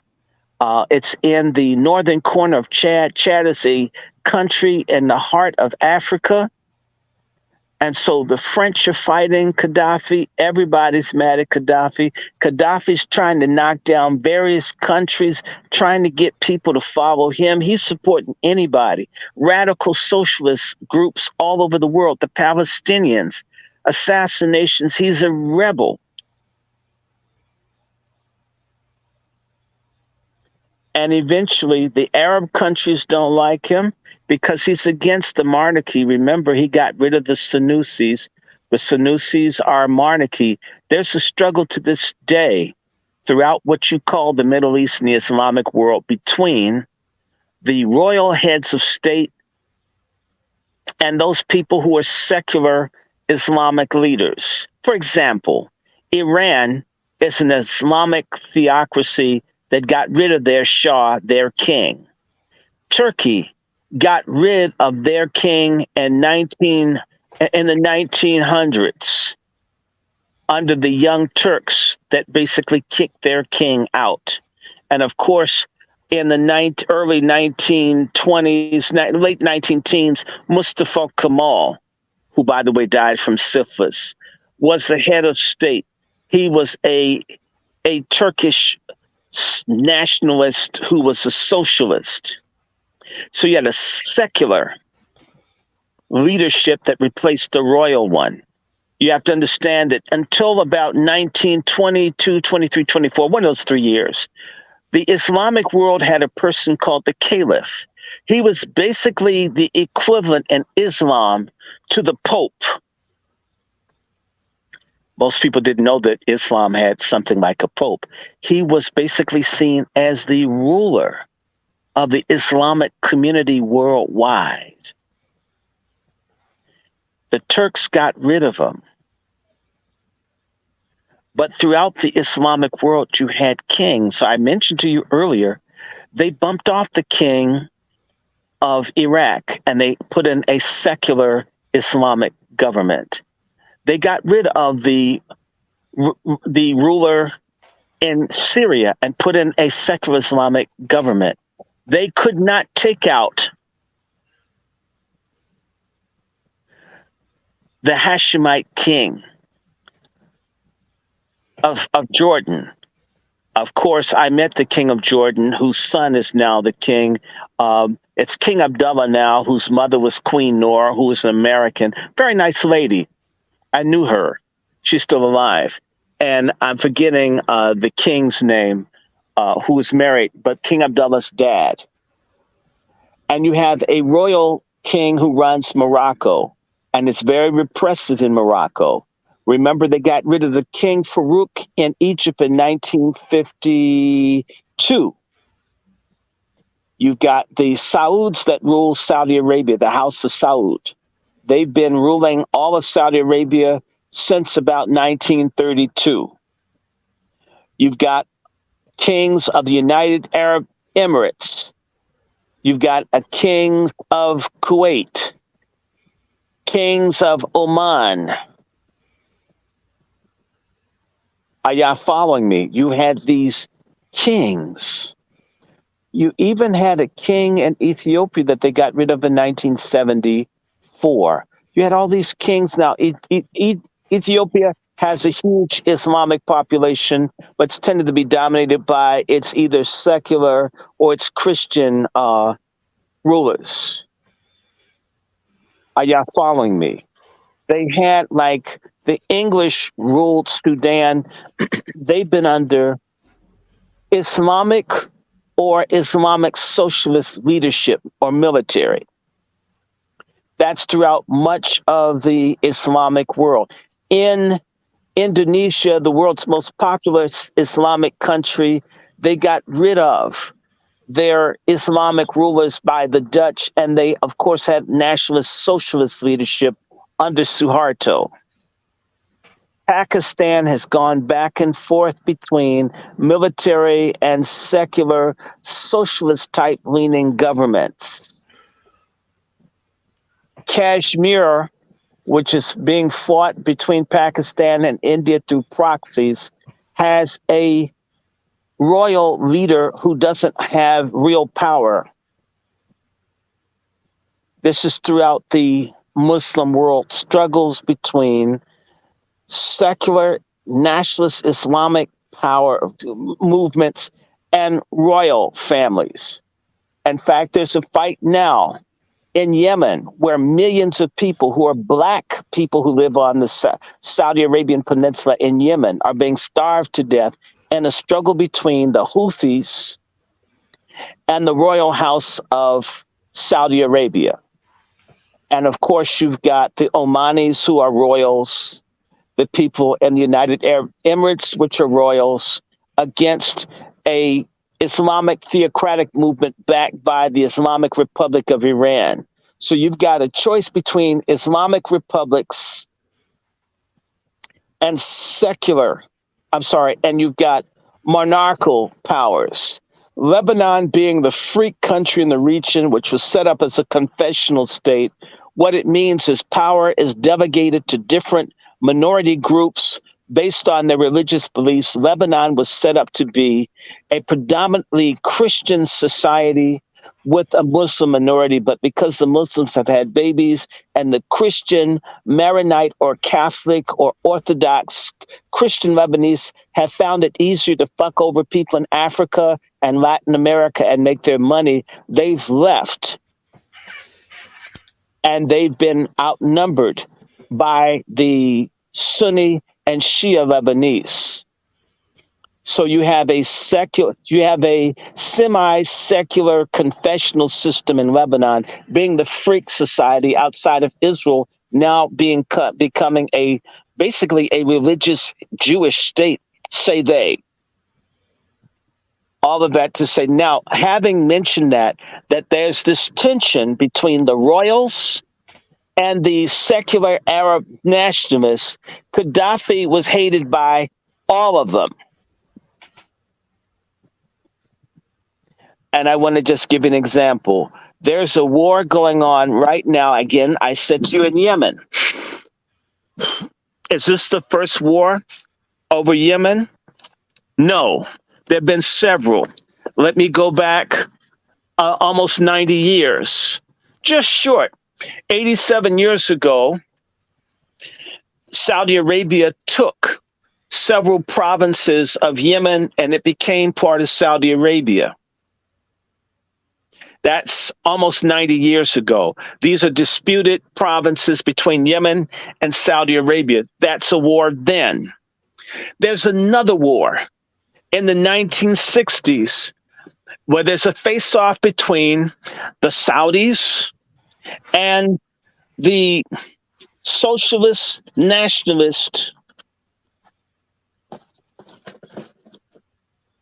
and the traditional Islamists in what was called Aden. Aden is the name that the British had for Yemen and Aden. It's all the same thing, but they've got a border between this. It's basically white people going and fucking with people and making problems worse than what they were. Okay. White doesn't necessarily make it better. In fact, white may make it worse. Having said that, in the 60s, the British still had colonies, and one of the places where they didn't expect any problems, where they were making huge amounts of money, was from Aden, and those folks began to tell the English to get the fuck out. Nasser began to send support because they wanted Arab nationalism as dictated by Egypt. I need to emphasize that Nasser was the equivalent of Nelson Mandela and Dr. King and Malcolm X to much of the Arab world. And at one point, Egypt was united with Syria in what was called the United Arab Republic. It didn't last long, but they tried because there was an emphasis and an effort, let me go back in history, to unite the entire Muslim world at the end of World War I. The British used a little homosexual by the name of T.E. Lawrence, you know him by the name of Lawrence of Arabia, to get the Arabs to fight to help the British take control of the oil-rich areas dominated by the Turks, called the Middle East, which we know is Northeast Africa. I explained that earlier. Now, what happened, they thought that they'd be able to have, once the Turks were kicked out, a united Arab caliphate again, an ulama, as they would say in Islam. I do know what I'm talking about. Don't that, Brother Q? What they wanted was to have their Islamic way of life, the Sharia, and all their culture preserved, respected like it once had been before the invasion of the unbelievers, the kuffars, aka white people. And instead of that, the British had lied and the French had lied and had gotten all these Muslims to die and fight the Turks who were fellow Muslims. And what they ended up doing, there was a little lesbian. God, they're always gay people doing shit. This little British stud. They created the map of what you now call the Middle East. And they created this fake concept of these different nations like Iraq and Syria and Lebanon. This shit was drawn up. So imagine you got a English dick sucker and an English carpet muncher being used, trying to trick these people into thinking that they're friends. And they engage in this thing called the Sykes-Picot Treaty with the French and English carved up what belonged to the Turks, that the Turks occupied, should I say, that belonged to Islamic Arabs, to divide amongst themselves, to steal natural resources, and to control trade routes. The French got Syria The English got Iraq. The French got Lebanon. The English got Palestine, aka White Israel. The English got Transjordan. The Saudis got Saudi Arabia. People didn't think it was worth shit except for some Americans from Texas that suspected there was oil there. And so you get the so-called Middle East. The Sykes-Picot, and it was all fucked up. There's a quote that said, we have to give people a facade of independence. They created societies broken up that wouldn't be sustainable, whether it's water, whether it's where the oil is, where the population centers are. They created this monstrosity, so-called Middle East. It was meant to be fucked up. And it was meant to divide and make people compete. And a certain province of Iraq, which was oil rich, they made into a little teeny tiny kingdom called Kuwait. Kuwait belongs to Iraq, but they made them kings of this little teeny tiny thing that's super rich. There was a fight 87 years ago where people in Iraq tried to get Kuwait back because it belongs to them. It was one thing. But someone white came in and said, shit, I can get oil cheap if I break them off. I don't have to give as much shit to them if we make a little teeny tiny country that we can steal shit from. Have they tried to do that in recent times? I'm glad you asked, Dr. Short says. They have a place called the East Delta of Nigeria that's super rich in oil. In the late 60s, between 1967 or 1966 and 1971, the English and French and Americans tried to get the Igbo people, who are a very large ethnic group in southeast Nigeria, that had the oil-rich areas, to break off and become their own country, which would effectively destroy Nigeria as a country, because 95% of all their finances come from the oil that comes from the southeastern part of the country. And of course, Nigeria falls into civil war. And you know what happens? As many as 3 million Africans are killed. All kinds of weapons are sold, stuff smuggled in, people hiding under the Red Cross are sending weapons in, and they let the Africans die in the millions. And do you know there's still a movement to this day? There's a thing called the Africa Crisis Response Initiative through our State Department, where they plan to make Nigeria into 5 separate countries. And they recognize, friends, that it may cost tens of millions of lives in Nigeria to make 5 separate countries. So they planned out in advance to mass murder people in Africa. This has been in place for years. And so if you think about this effort to go into Nigeria, which has the country polarized against a no-good drug dealing, corrupt person who didn't even win the election. He's sort of like the Biden of Nigeria. His name is Tinubu. It sounds like an inflated testicle. This man sold dope in Chicago to black people. Great qualifications to be the head of state of the most populous country in Africa. Anyway, let me get back to my point.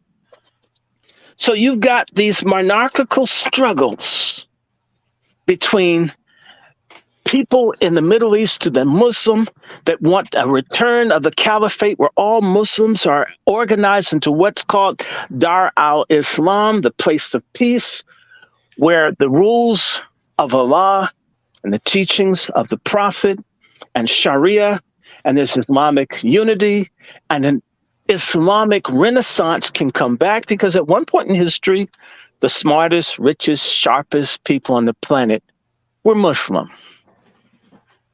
And people want to see that happen again. But there are 2 different views for how it will be.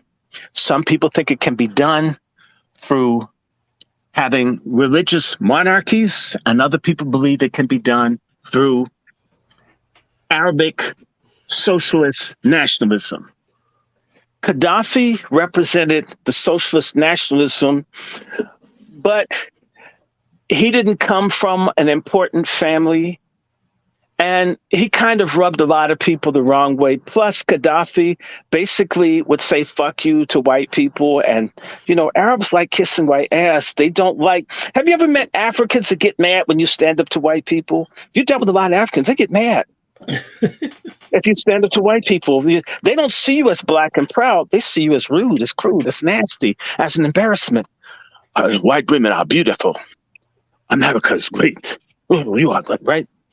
Arabs have the same colonized mindset. So Gaddafi, who couldn't give two fucks about kissing white people's ass, is an outcast. In fact, they see him as a type of nigger. They call him a desert rat. Basically, and then when he got down with black people, oh, he's a nigger lover too. Oh, no, we can't work with him. Shit. And then he would do strange shit. Right? So, and then here's what you need to understand.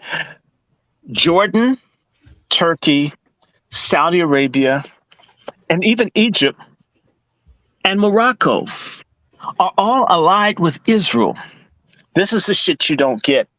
And there's a lot of bullshit that there's all this unity for the Palestinians in the Arab world. It's not true. If so, shit would be very different.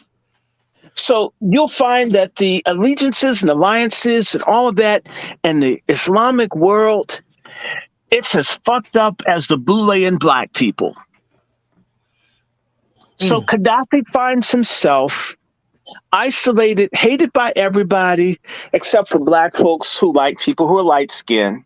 And so Gaddafi begins to work out. The more he does that, the more he makes Arabs. I don't know if you grew up. I grew up with white people, and if you're a nigger lover, if you're a white person in any way showed any kind of kindness or consideration, even the smallest thing, for a black person just drove them crazy. How could you speak to that black? How could you? They're not people. I told you. Hey, all of them. I don't care if they're nice. None of them is any good.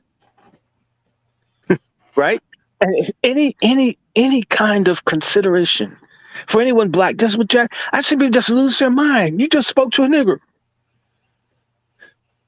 You're to be cruel to them, even when they're nice to you, even when there's never any of them that's been any good. Well, if they're good, they have some white and not enough white for us to like them. Okay, just no discussion. Black is no good.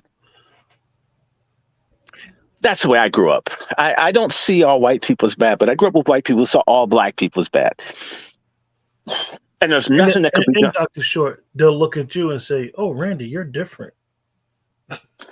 Well, in the words of my white friend, I wish you were white.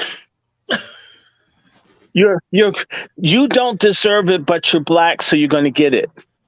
If you were only white.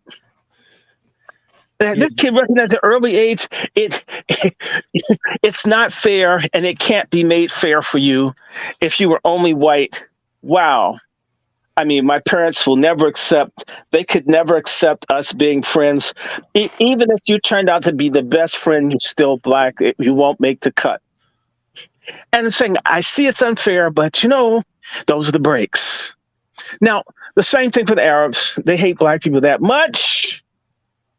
And I've gone through all of this to finally get to Derna.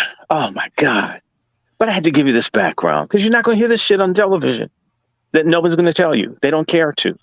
So Gaddafi begins to normalize relations with the United States.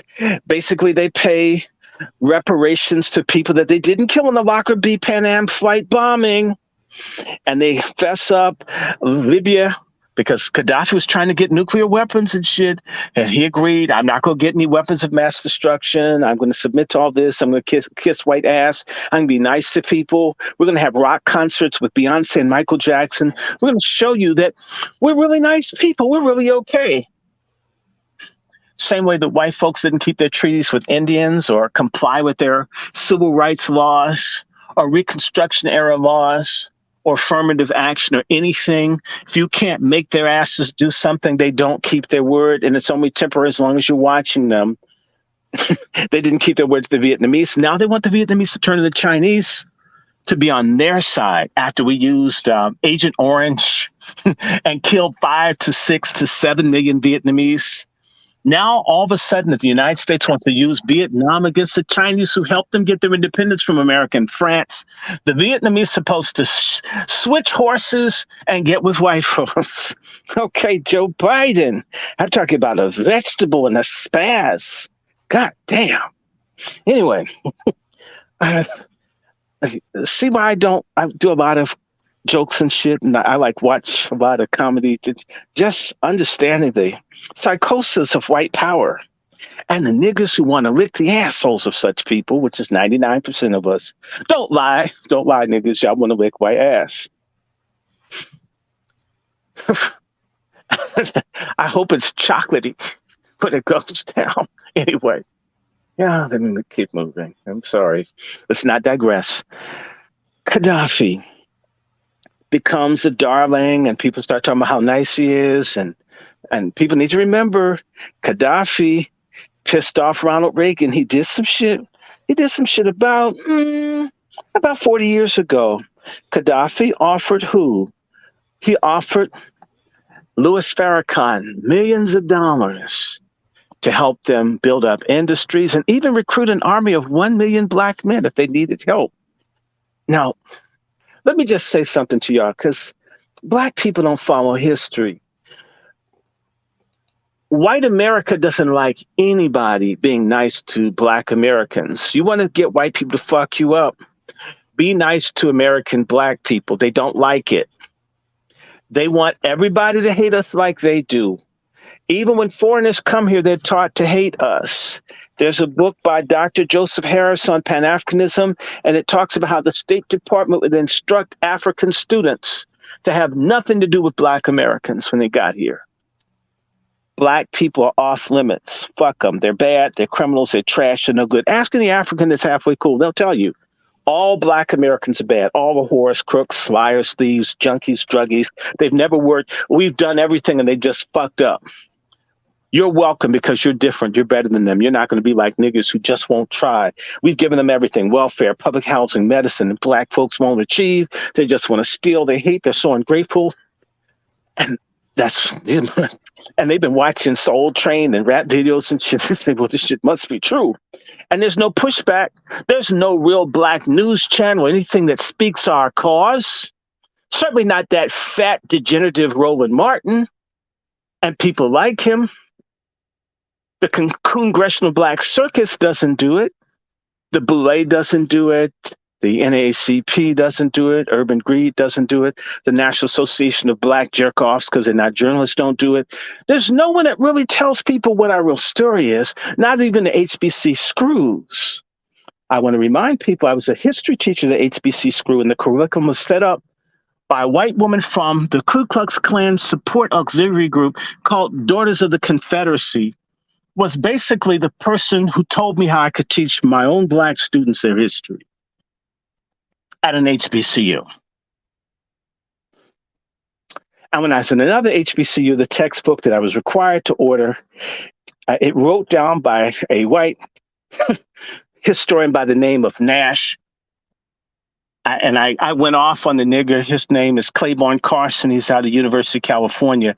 I laid that coon out for putting out a book that said that black women like getting raped by their fucking masters. And he says, I didn't know it was there. I says, well, damn, your name is the editor of the fucking book, sir.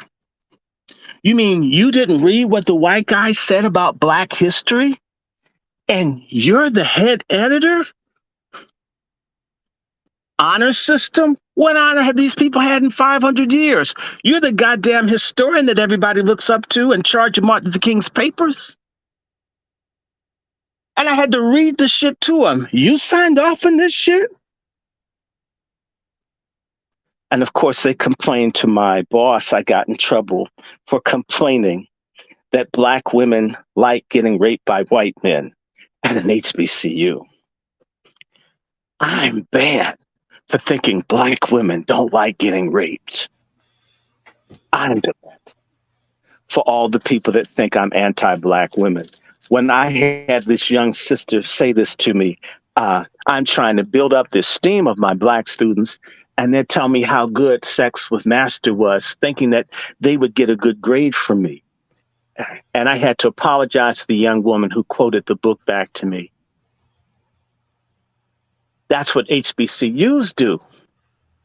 And the white man's name's on the book. It has to be good. And the book I was using at the other black school that taught that Africans didn't have much civilization, part of why they fired me was I asked for books that affirmed the contributions of African people to world civilization. I was seen as arrogant and out of order at a black school. So if people don't respect us, they got a lot of help from within our goddamn ranks. Having said all of that, back to Gaddafi. Gaddafi, by the way, Shaw University in North Carolina, which I believe a cousin of mine was president, Shaw University nearly went out of business. Muammar Gaddafi quietly bailed out Shaw University. And Black Americans with our billions of dollars in income couldn't bail a school out for a few $1 million. And Gaddafi does it with the stroke of a pen and didn't ask for a penny back. And Gaddafi gave money to all kinds of black causes, and you would never hear about it. You have to understand that America said, this motherfucker is crazy, helping our niggas out. He's trying to start a revolution. In fact, a lot of white people consider black people drinking out of the same fountain or shitting on the same toilet stool as some major social change. In the South, that's revolutionary. How dare you piss in the same place as me? But you can clean the toilet that I piss and shit in, but you can't use it yourself. You know, there's a hole down the hall. That's militant. And I'm old enough to know what it's like to think I'm going to get shot and killed for using a white bathroom in North Carolina in 1969. Imagine literally knowing that you could get killed for washing your hands. I'm not that old, people. So imagine if washing your hands, shitting and pissing in a restroom that's shouldn't be white only, but I'm in Jones County, North Carolina, and if they say it's white only, fuck the federal laws. In fact, fuck you, nigger, for getting stranded in our county. Real talk. So imagine Gaddafi. Gaddafi is giving offers to weapons for black folks to defend themselves in white America when you've got Ronald Reagan as president at the height of white reaction to the civil rights gains, which little they were, to black people. Do you see how Gaddafi could have motherfuckers mad that you're blowing up white people in Germany through giving money to the Red Brigade? And then many, many other groups. You're helping the PLO blow up planes and shit. I mean, Gaddafi's just doing shit saying fuck white people. And he's a little bit Arab and he's a little bit African because he's half black, half Arab. White folks don't like unity. And when Gaddafi started talking about blacks and Arabs working together, and I'm not going to even be mad at people that are Christian. So for the asshole Muslims who deep down inside hate all Christians and Jews, and they also hate Alawi, they hate Alawite, they hate Alavi, they hate Shia, they hate Karashite, Hanbalite, they hate Druze. Come on, brother Q. I'm calming shit down. And I hate you based on which hadith you follow, and there are lots of hadiths. So Gaddafi, shit. The line was long of people who fucking hate this man. He was also hated by the French and the Americans. He was hated by the crooked African elite who he would become more important than. He was also hated because he helped usurp governments in Sierra Leone and Liberia by arming people that were friends to him. So there's a lot of people that fucking hated Gaddafi. But they couldn't quite get rid of him until they put in a grinning bisexual that you love and worship as your Lord and Savior, Ofaga. And it's interesting, when Obama became president, Gaddafi hailed this as a great thing. praised him, says, "I'm here for you, brother. I'd do anything for you." And what, about 4 years into Obama's administration, not quite 4, I remember I was in Gaddafi's house on the 17th of January, 2011. And Gaddafi told us that white people were going to invade Africa again, and they would probably kill him. Well, didn't it happen? Didn't it? Didn't America steal their money? Didn't they freeze their assets? Didn't they bomb the people and use experimental weapons on them? Didn't they allow the Arab Libyans to mass murder the Tuaregans? These are blacks who've been in Libya for 3,000 years. They murdered people all over Libya that were black. They used racism, Arab racism against black and African people, to exterminate people, to steal their organs, to rape, to butcher, to slaughter. All in the name of stopping Gaddafi, who was killing his own people. That's the shit that your asses were told from the American vomit stream media. They used depleted uranium, which causes cancer. Libya's been destroyed. Libya hasn't been rebuilt. Billions and billions of their dollars stolen, looted. They'll never get it back. The person that runs the eastern half of Libya, where Derna is, his last name is Hefter. And it's almost like Hitler. He is a CIA operative that runs the eastern half of Libya where these goddamn floods took place. And like I said, Gaddafi was hated by some Libyans for being a nigger lover. So they felt killing black people of all types was a way to show that they hated Gaddafi. So they would go into hospitals and murder black babies and their incubators, murder black patients, kill anyone. Black and male was a soldier for Gaddafi. People who were there that would cut the grass, that were domestic service servants, the trash men were all called soldiers, murdered. I know what it's like to be at the border between Tunisia and Libya and watch people shoot literally at Africans in front of me as people trying to get out of the country to avoid being raped, murdered, sold into slavery. Obama, when he began to bomb Libya, and let me just do this, brother. It's going to take me about 15 more minutes, and we're going to stop, and we can take questions. If you remember WikiLeaks, that was created by Julian Assange, who's in jail in America. They're trying to kill him slowly by not letting him go. Even though the government of Australia has asked for him to be released compassionately, they won't.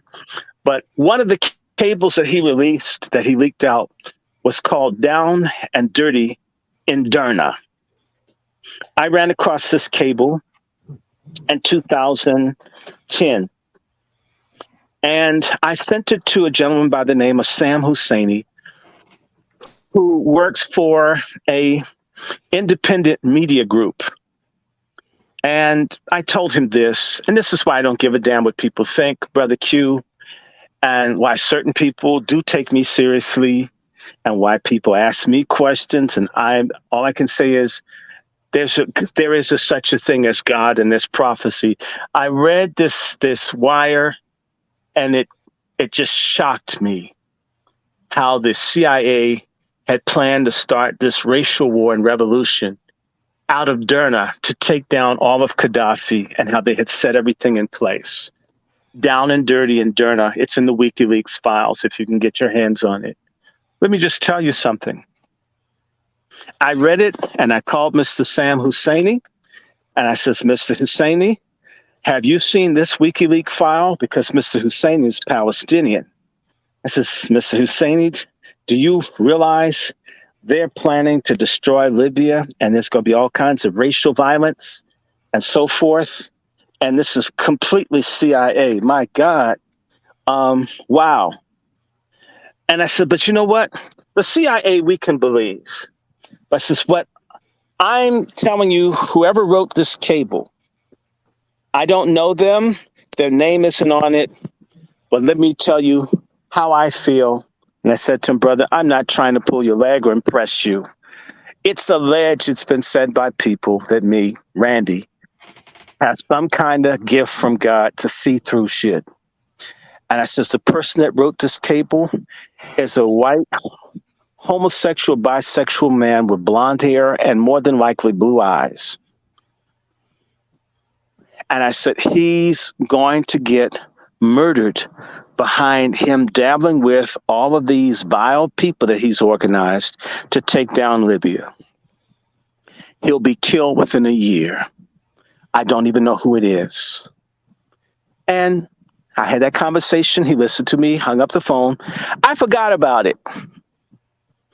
About a year later, this man called me and he was very upset.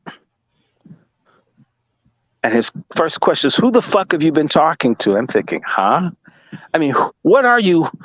Who are you working with? He says, I don't work with anybody. I don't know what you're talking about. I says, what's wrong? He says, well, you were saying that this guy was going to get killed. You were saying that this guy was. Well, I says, yeah, oh yeah, that. Well, that was what I was feeling. So what do you mean that's what you're feeling? I says, that's what I was feeling. He says, no, it happened. How'd you know? I says, what happened? He said, you didn't know? I says, man, I don't follow this stuff. I just saw this thing. I called you. I thought you were someone that wouldn't treat me like I'm crazy if I told you what was on my mind.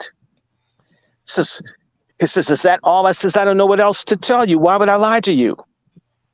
So you don't know who wrote it? I says, no, I told you I never knew who wrote it. Do you know?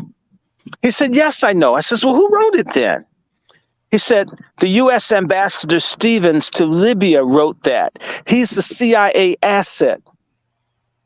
I says, okay. He says, it's not okay. I says, well, why not? He says, they just killed him in Libya.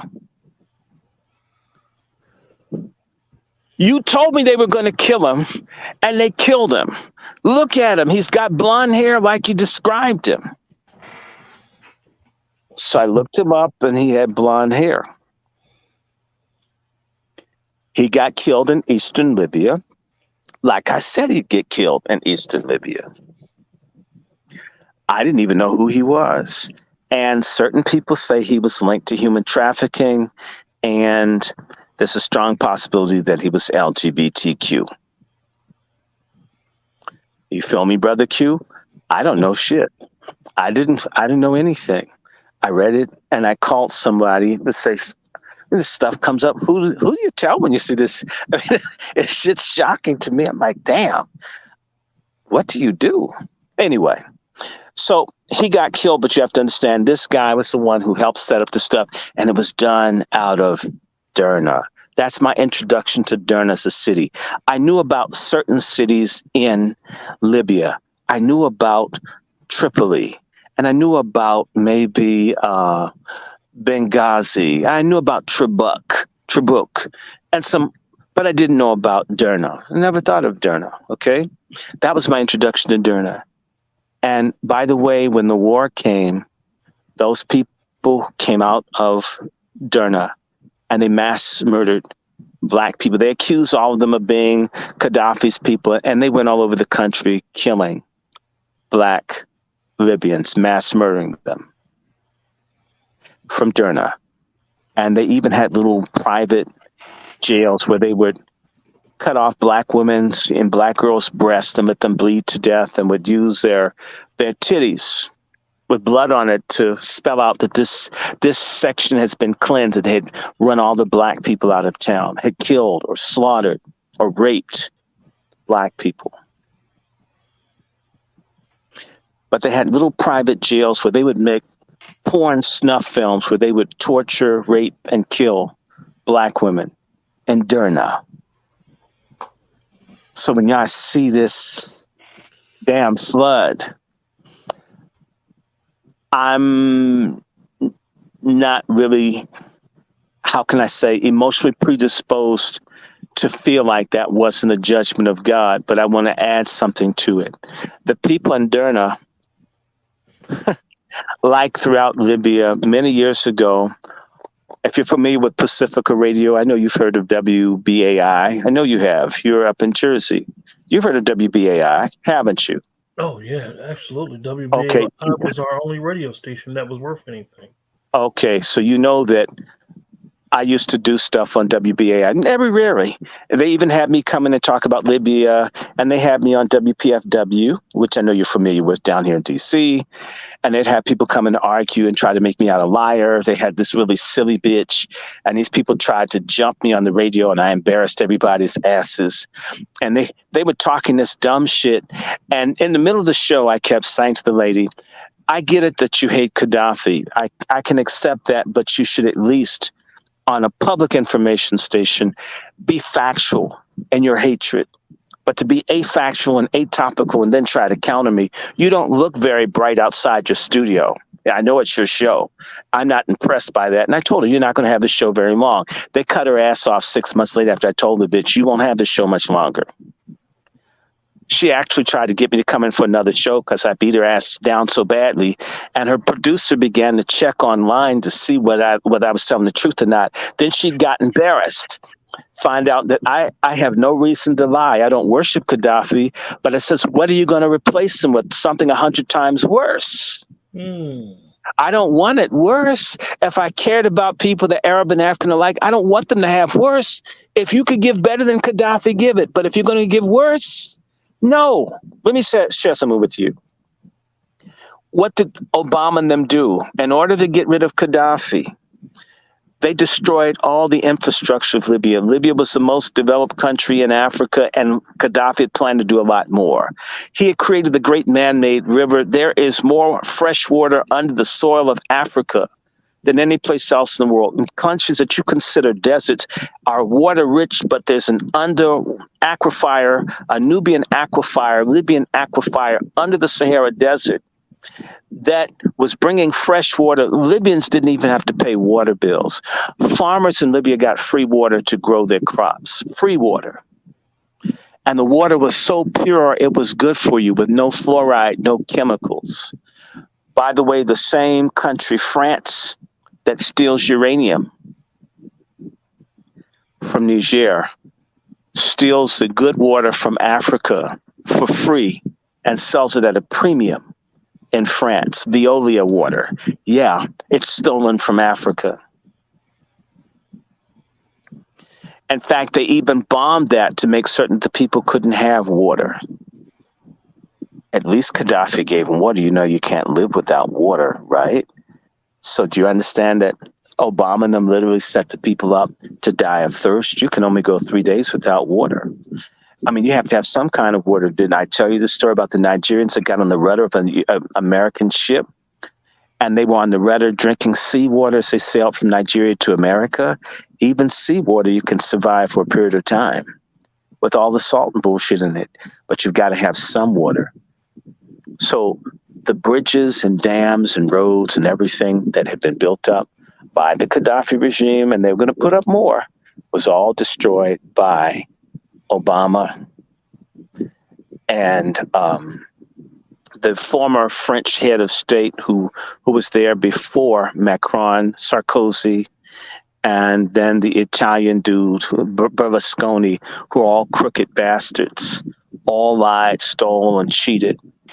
And they mass killed, mass murdered, exploited the people of Libya.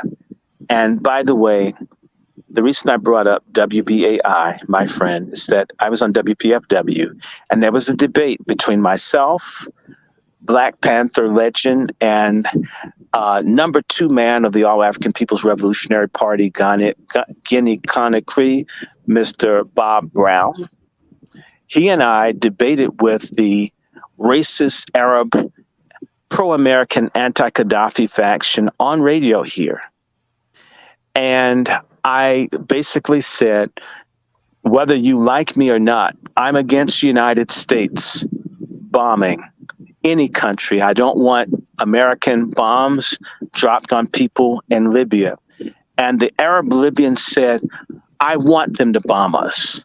Please bomb us. Bomb us. And they started screaming. It's our country. We want them to bomb us. Can you believe that? It's all on radio. They were begging to be bombed. And they treated me like a monster, say it's wrong for you to bomb the infrastructure, that's going to cause a loss of life. And they shouted me down, bomb us, bomb us, bomb us. Okay, well, they bombed those fucking dams outside of Derna. And look at what the fuck happened. They used depleted uranium, which causes cancer. Let me just say to you, when I came home from Libya for months, when I would sneeze a paper towel full of blood. And you could taste the metal in the air from the depleted uranium that they were using. They bombed everything.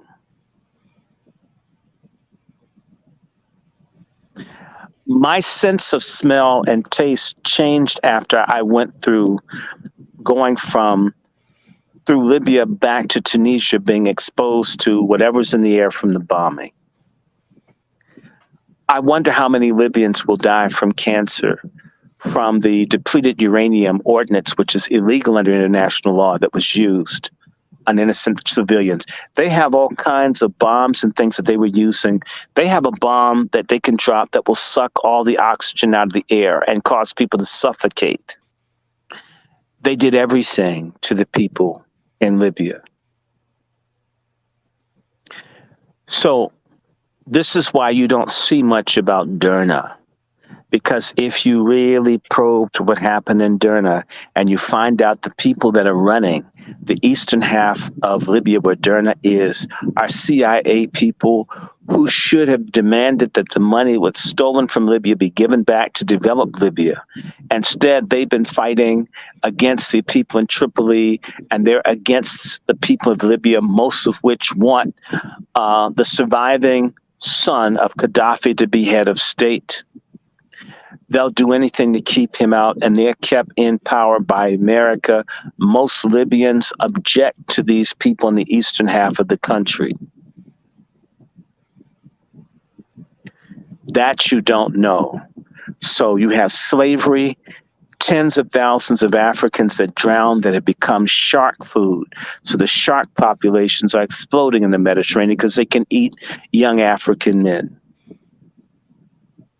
So there's slavery, drug smuggling, organ harvesting.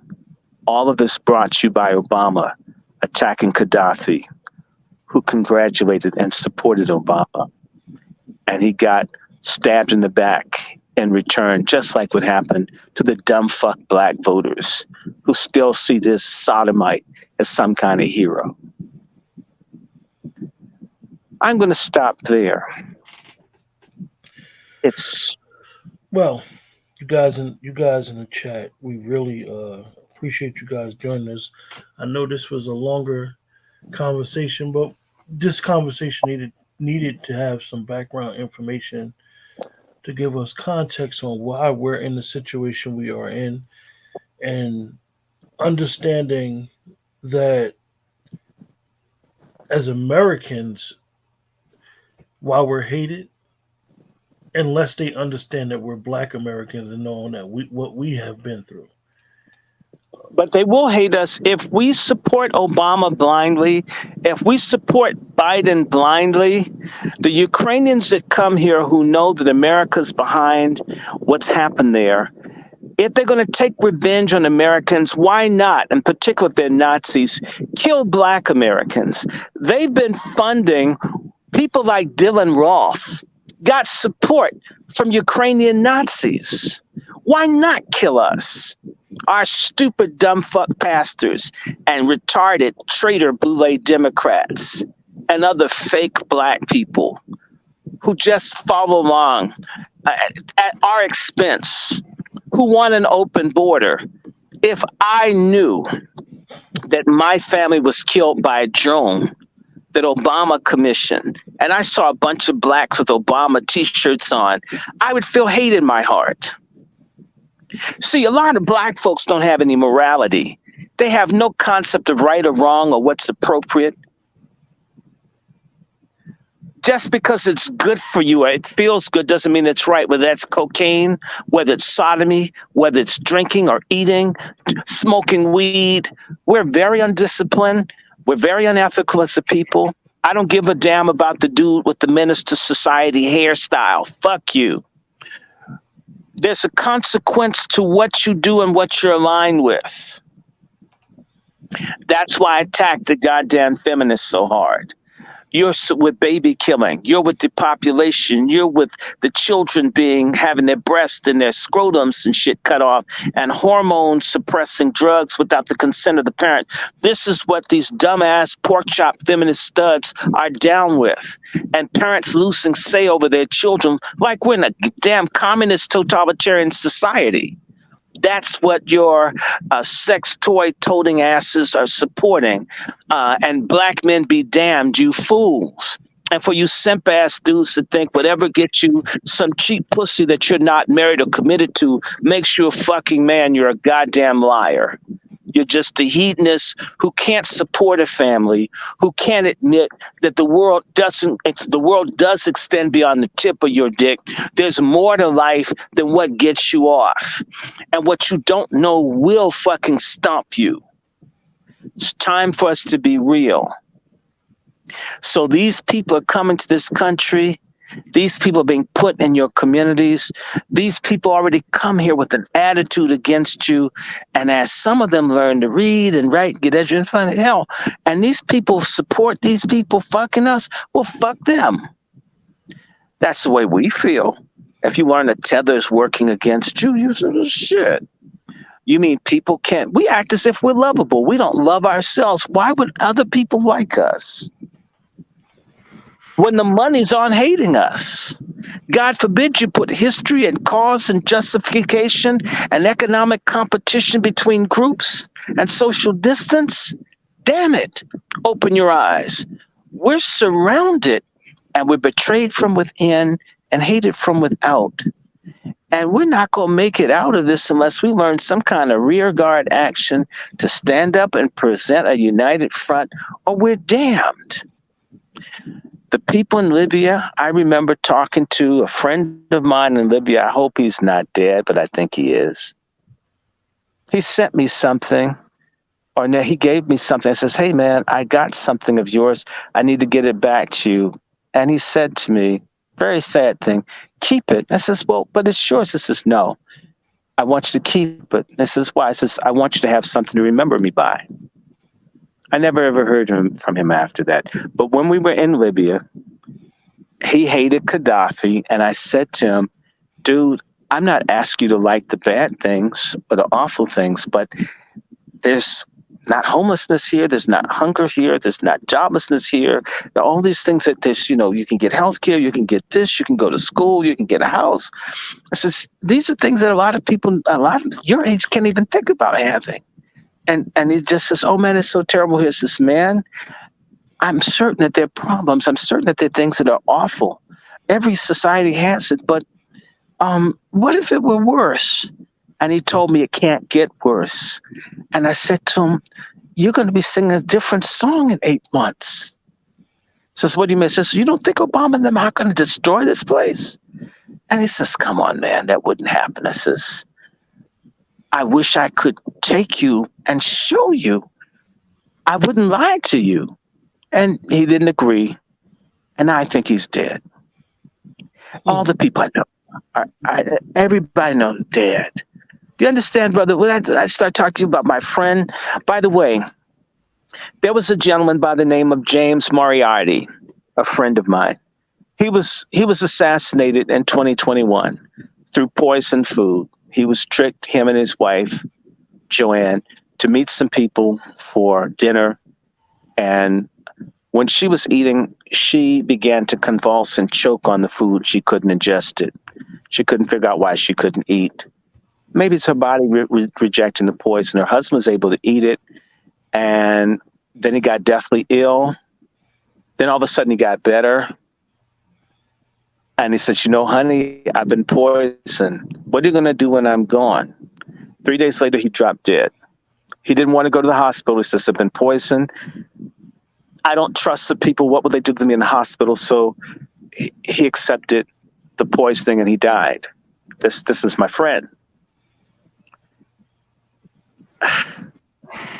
I'm talking about real people I know that get destroyed by this. If you hear me like tripping on Obama, these are people I care about. If it was someone that you knew that you liked and they got fucked up, you know, like gangsters, I never joined a gang, and I'm glad, because if I like people and I'm close to them, I feel rage. If you hurt one of mine, I want to like go after you.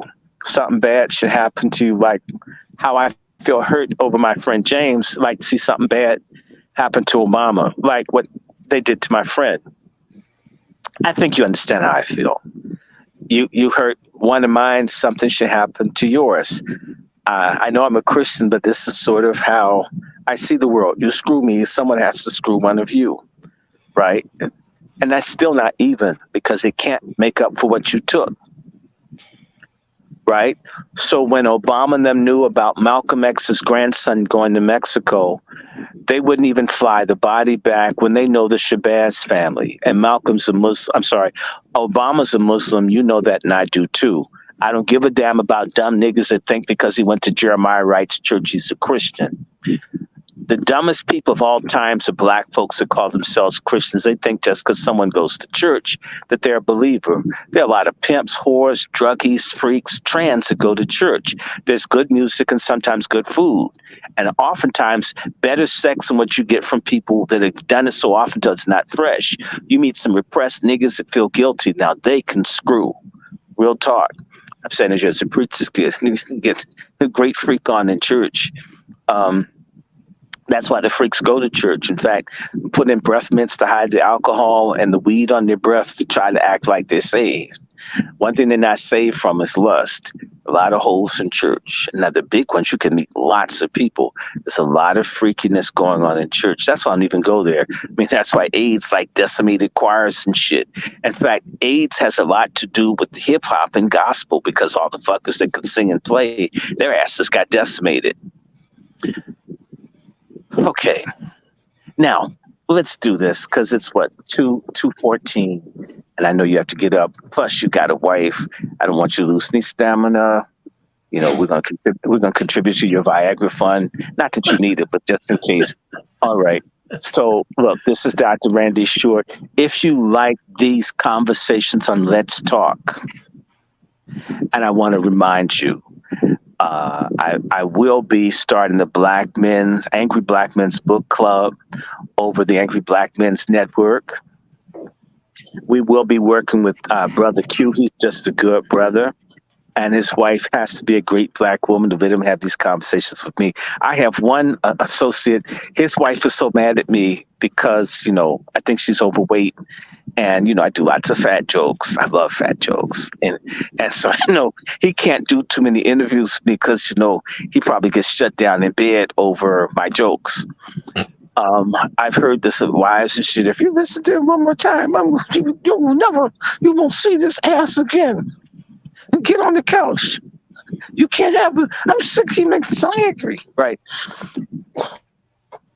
A lot of brothers are married to feminists, and they think that shit can be contained. That's like believing a drag queen is going to stop putting on women's clothes. No, they're going to put on more shit, and they're going to add lashes, and before you know it, they're going to want silicone titties.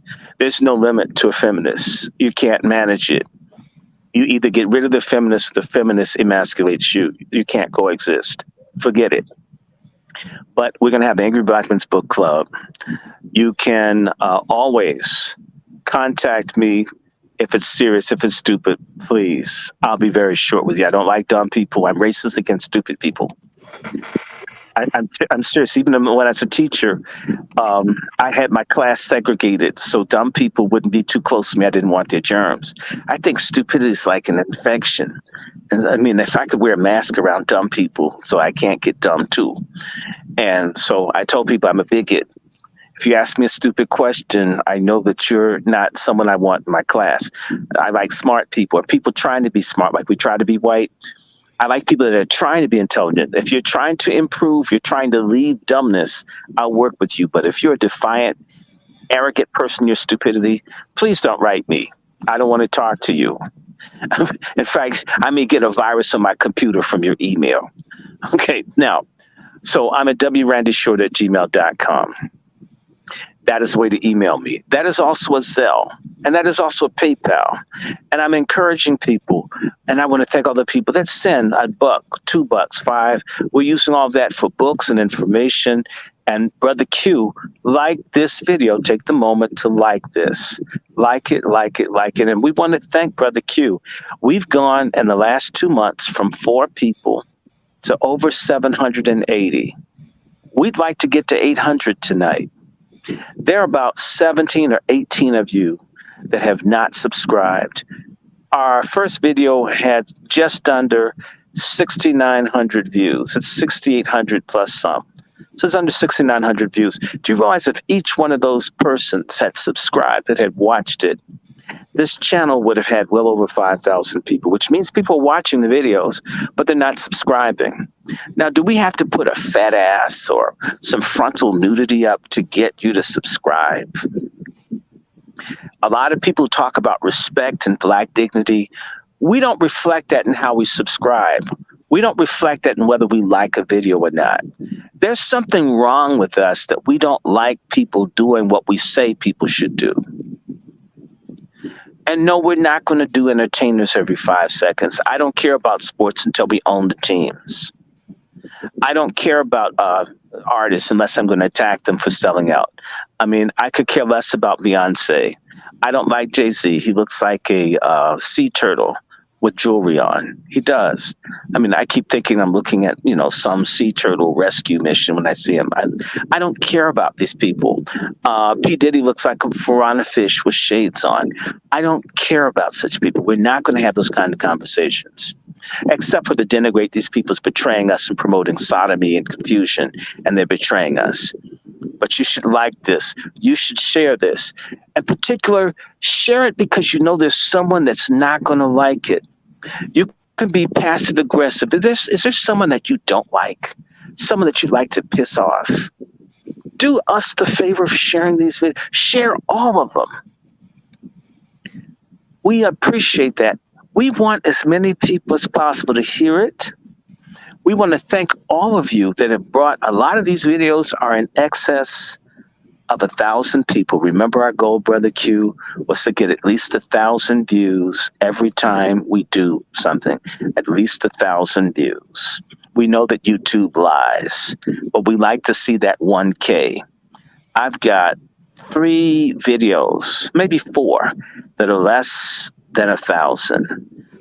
Some of them in the 900s. We need everything to be 1,000 on here. If you don't want to watch it, but you think that the subject might be interesting, retweet it, send it out somewhere. You never know who would be impacted by it. We need you to share all of this. We want this platform to have 1,000 plus people. Like I said to Brother Q, I don't really want to do mine until he gets his 1,000. The longer it takes for us to get him to 1,000, that's prolonging me from taking this to the next level. What you're going to see in the next few weeks is we're going to be combining my content from this channel, from Brother Dewan B's channel, from Art New Styles channel, from other places. We're going to bring all that together, and we're going to continue to do this. He's such a good interviewer. This is a good interview. You should send him some money. If he has a Patreon, if he doesn't get one, tell him to get one. And I'm going to start subscribing to his channel because it's so cool working with him. It makes my day. It's really good to work with him. He's a solid brother. He can kick ass.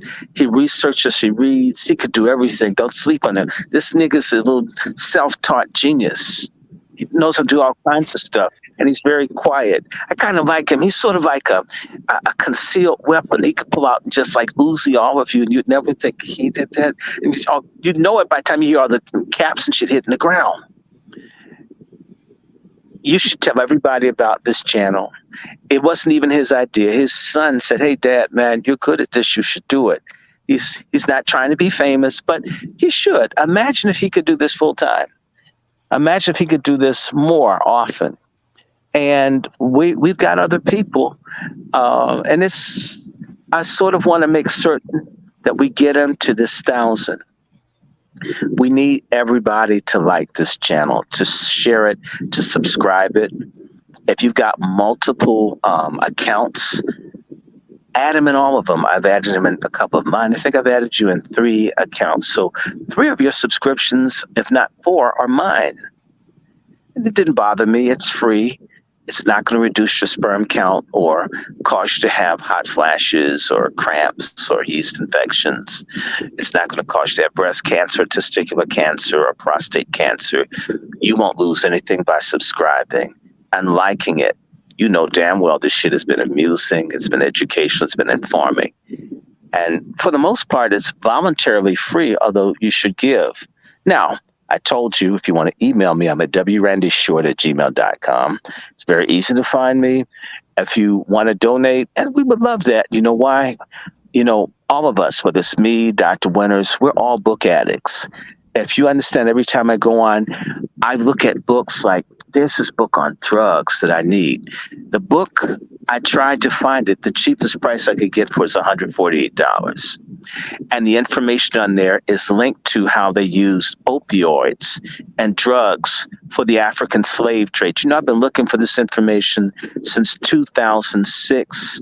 I finally found the book with it documented, and it's not in the library. The only way I'm going to have it, so when I bring it up, is to own the book myself. I got to spend $148 for it.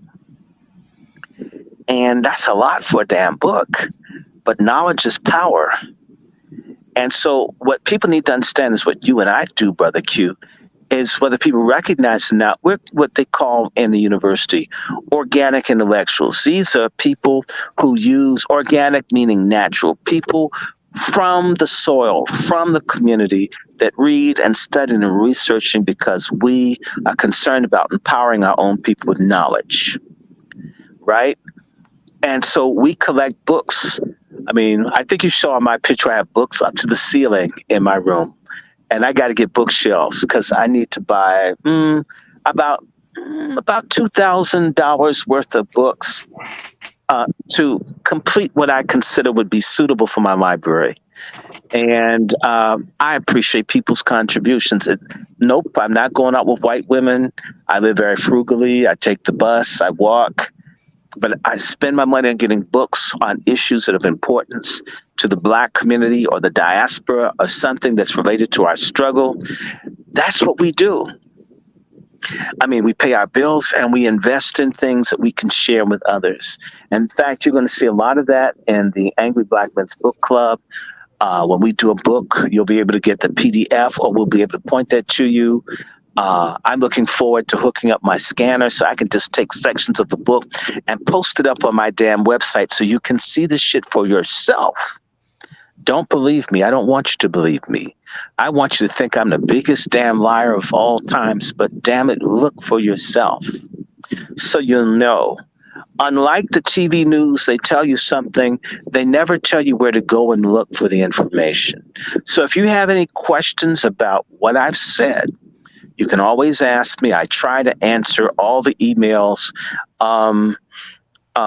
Please don't use my email for hookup. I'm not trying to meet you unless you're single and under the age of 29, dark skinned with no children, and slim. I love black skinned girls. Damn.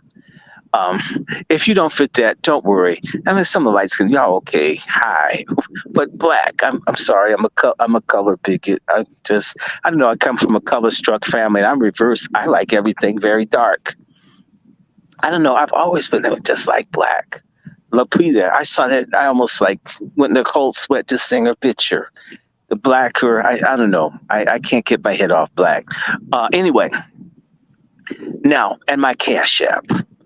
Dr. Randy Short, DR, D as in dog, R as in rain, Randy, RANDYSHORT, DR, RANDYSHORT, a $ in front of it again.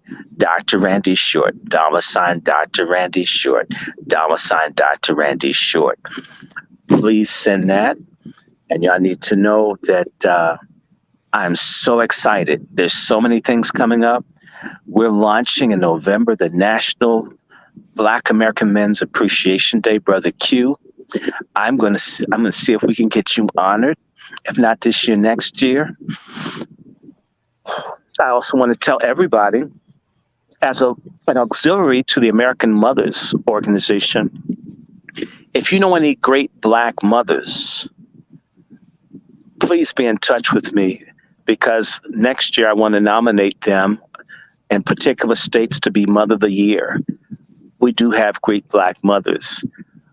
Brother Q and I have made an agreement. We want sisters to know we support the great Black women.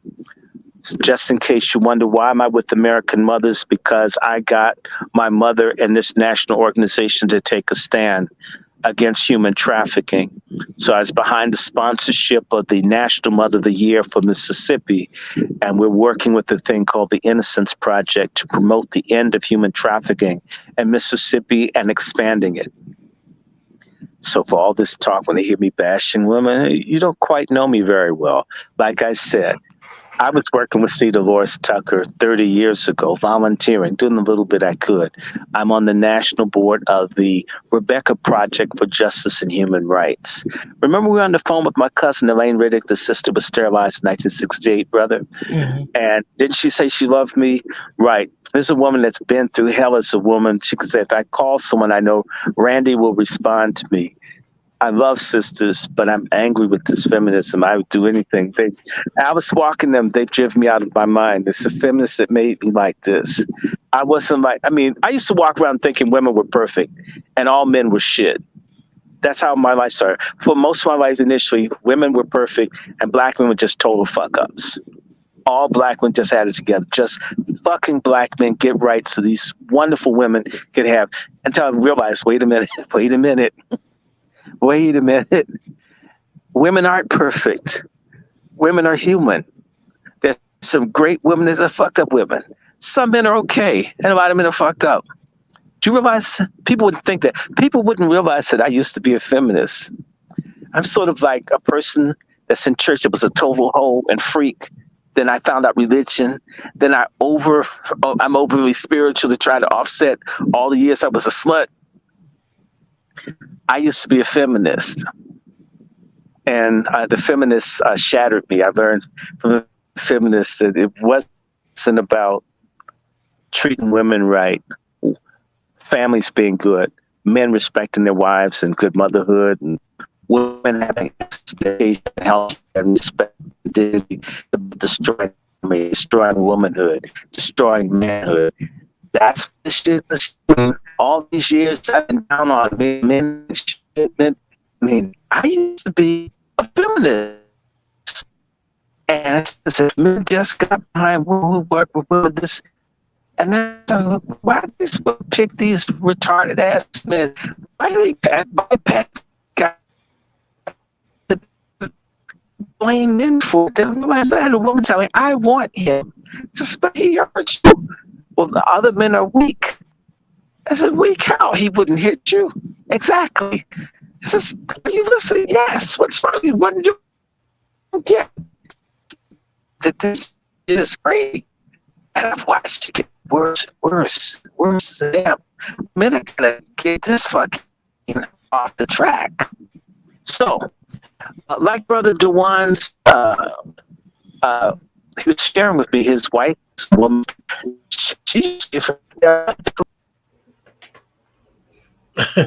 You guys heard what was about to go on. Dr. Short dropped, when the server starts getting all choppy like that, we know what happens. But like Dr. Short said, like, share, subscribe, you guys. Appreciate you guys staying with us. He's back. Oh my God. You would have thought I said something crazy. I'll let everybody in the chat know what was going on, Dr. Short. Well, look, I'm not talking about hating anybody. Do you hear me talking about bombing or guns or killing or anything? No. This is what people need to understand. If we were talking crazy shit, they wouldn't interrupt it. Their problem with what we do is we're actually informing and empowering people with common sense. That's the objection to me being on social media, why I get blocked on Facebook. I put that thing I sent you on Malcolm X's assassination. I need to tell you, I got blocked on another Facebook page for promoting hatred. Talking about Malcolm X's assassination is promoting hatred.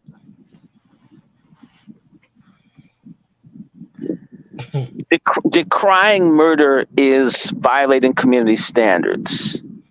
I experienced that before by asking the U.S. government to stop killing Africans. I became a terrorist. It's really, it's, how can I say, Orwellian, or it's like that thing, Alice in Wonderland, the rabbit hole. When you do what's right, people need to be aware. Malcolm X said eventually they're going to make what is evil good, what's good evil. That's the society that we live in now. And to say that men and women should love and respect each other, they may take the signal out again. Just think, everybody. Like Dr. Short is saying, some of us, most of us, I assume most people in the chat that follow the channel follow Dr. Short and follow some of the other brothers and sisters that's in this space. Most of us don't live lives of what we consider ratchetness and mean-spirited and a bunch of nutman stuff. No. However, this stuff pops up on our algorithm. It pops up on our algorithm for a reason. Not because we're into it. It just, I'm telling you guys, the information that we get is catered to us by powers that be that's outside of just the regular algorithm. So it's very important that when you have channels and people who try to give us information that's going to benefit us individually and as collectively, we need to really take advantage of this type of information because, like Dr. Short was about to say, if you know anything about Orwellian and Alice in Wonderland and some of the things that was really going on, is that we're basically in a fascist state. So, and we've always been in a fascist state, but now it's for everybody. And one of the things that's very clear that I want people to remember, it really kicked into high gear with Obama. And a big part of the fascism in this country, and what fascism always does, is it divides people and it uses hatreds between people for control. They're using hatred to consolidate power, in particular against we Black Americans. And they used Obama to do it on a global basis. Let me say to the people in Libya, when I was there, they were congratulating us on Obama being president. I'll never forget, say January 15th, Martin Luther King's birthday, with people from Libya. We were in line at this event that Gaddafi had, this big conference. I was dealing with immigration, and it was talking about dignity in Europe or just return. That's the conference, something to that effect. And let me just say this. I met people who lived in Ukraine who were Black, and I was trying to explain to them racism. They were Nigerians, Africans. You know, they always know more about race than we do. And I was saying to them, dude, I'm at least a fourth white. I don't just live in America. Okay. We're intermixed with these people. We know them better than anybody. We're part of them, whether we want it or not. We know them. And I can tell you, you're not safe in the Ukraine. And they all laughed at me and dismissed me. And I says, brother, when you're trying to get out by train and when they come for you, you'll call me and it'll be too late. Well, brother, do you know he reached out to me in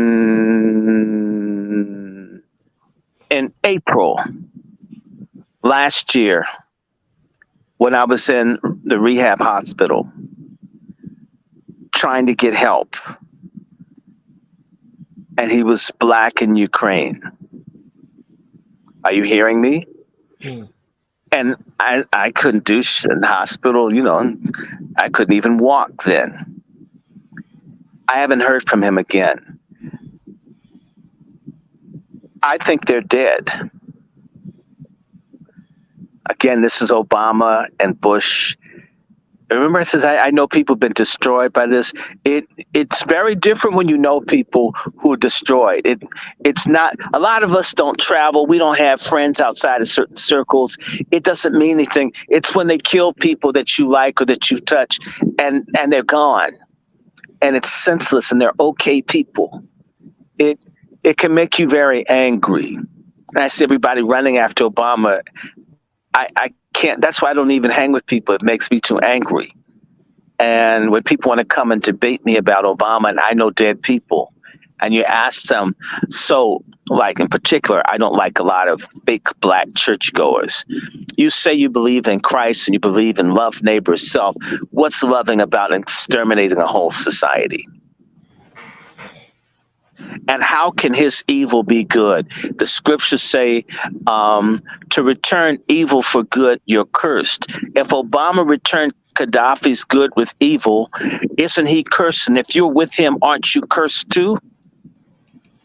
And all of a sudden the niggas don't believe in the Bible anymore when it indicts Obama's punk ass. I says, I can't be around these people. They were so intoxicated by that broke back nigga. Anyway, yeah, I get angry just thinking about Obama and black people being used by him. And back to what I was saying before our conversation changed a second ago.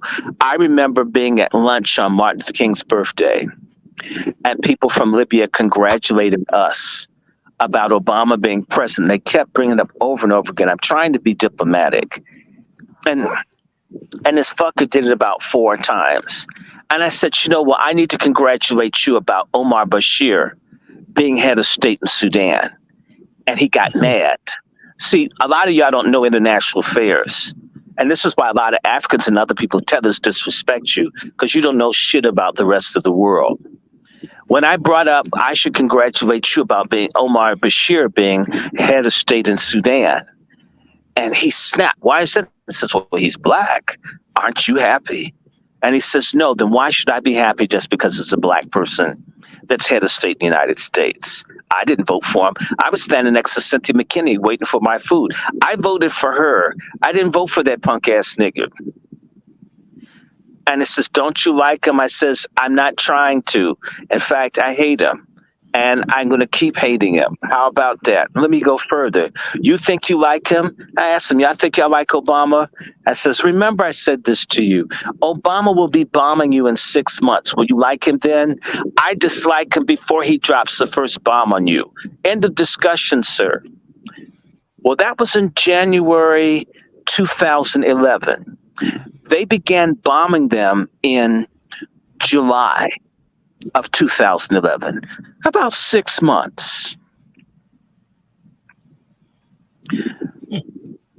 Now, nobody knows how I said 6 months, but that's about when it happened, right? And understand this happens often enough. If you keep talking to me, I'm just calling it like I see it. Didn't I tell you a few months ago there's some shit that's going to go down in Libya and shit's going to go down in Africa and the shit? Remember we did the show? Well, hasn't it happened? Remember the union I was talking about? Well, these Sahelian countries probably come together, right? I don't speak French that well. I don't read their newspapers. I don't follow them. They just formed a union yesterday. Where'd I get it from?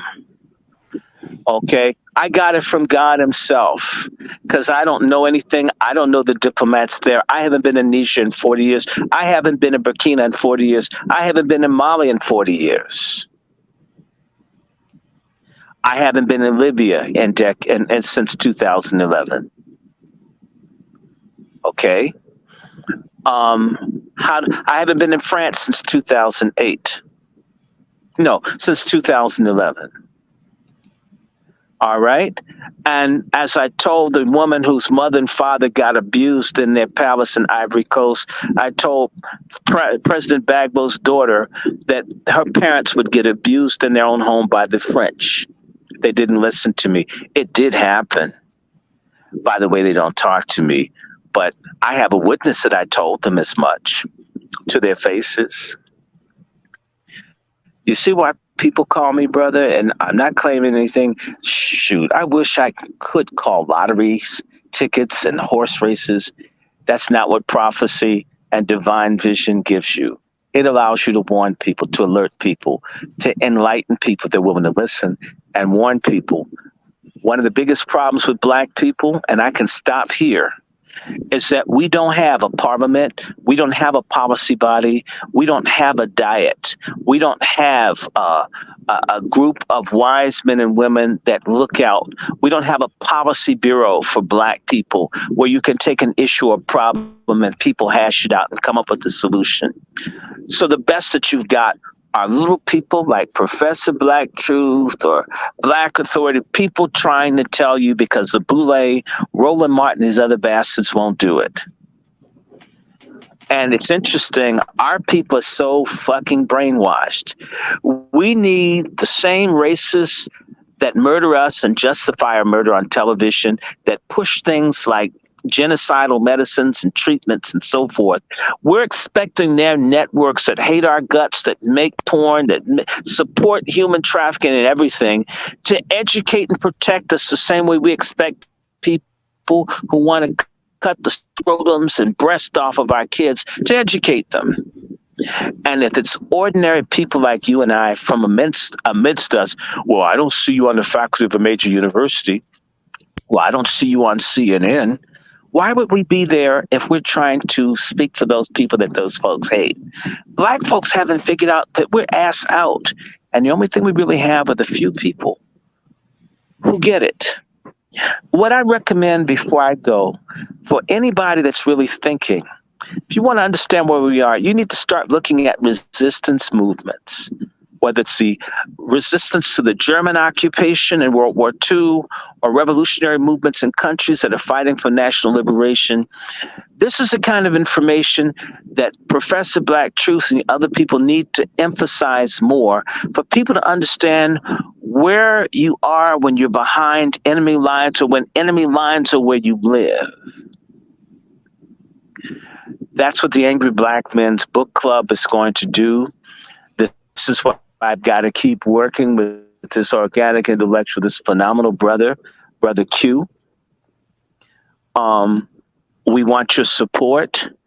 The channel is Angry Black Men's Book Club on YouTube. I'm hoping to launch soon. I'm going to reach out to my web designer tomorrow. I got to get some of my content. And I want to thank this wonderful brother for not being a jerk, but brother, say, sure, the content that you did on my platform with me, you can use for yourself. He knows that there are other people who says you can only put content on my platform, but only I can use it. This is a good guy. Y'all need to send him some cash. I need to say to you that a lot of people have turned their back on me. So many. And this cat has not, which is why I keep dealing with them. I'm not turning on him. He can't tell me, well, you know, I was this or I did this. I've never said that. Says, well, what have you done wrong? What's your sexual history, brother? Do we have those kind of conversations? No. I don't do that to people. I don't care where you've been. I care about where you're going. This brother's trying to uplift people. He's raising children, doing all kinds of good stuff. Who cares if I did stupid stuff? And I'll tell you, I've done some illegal things in my time, but you know what? I was sneaky. I didn't get caught.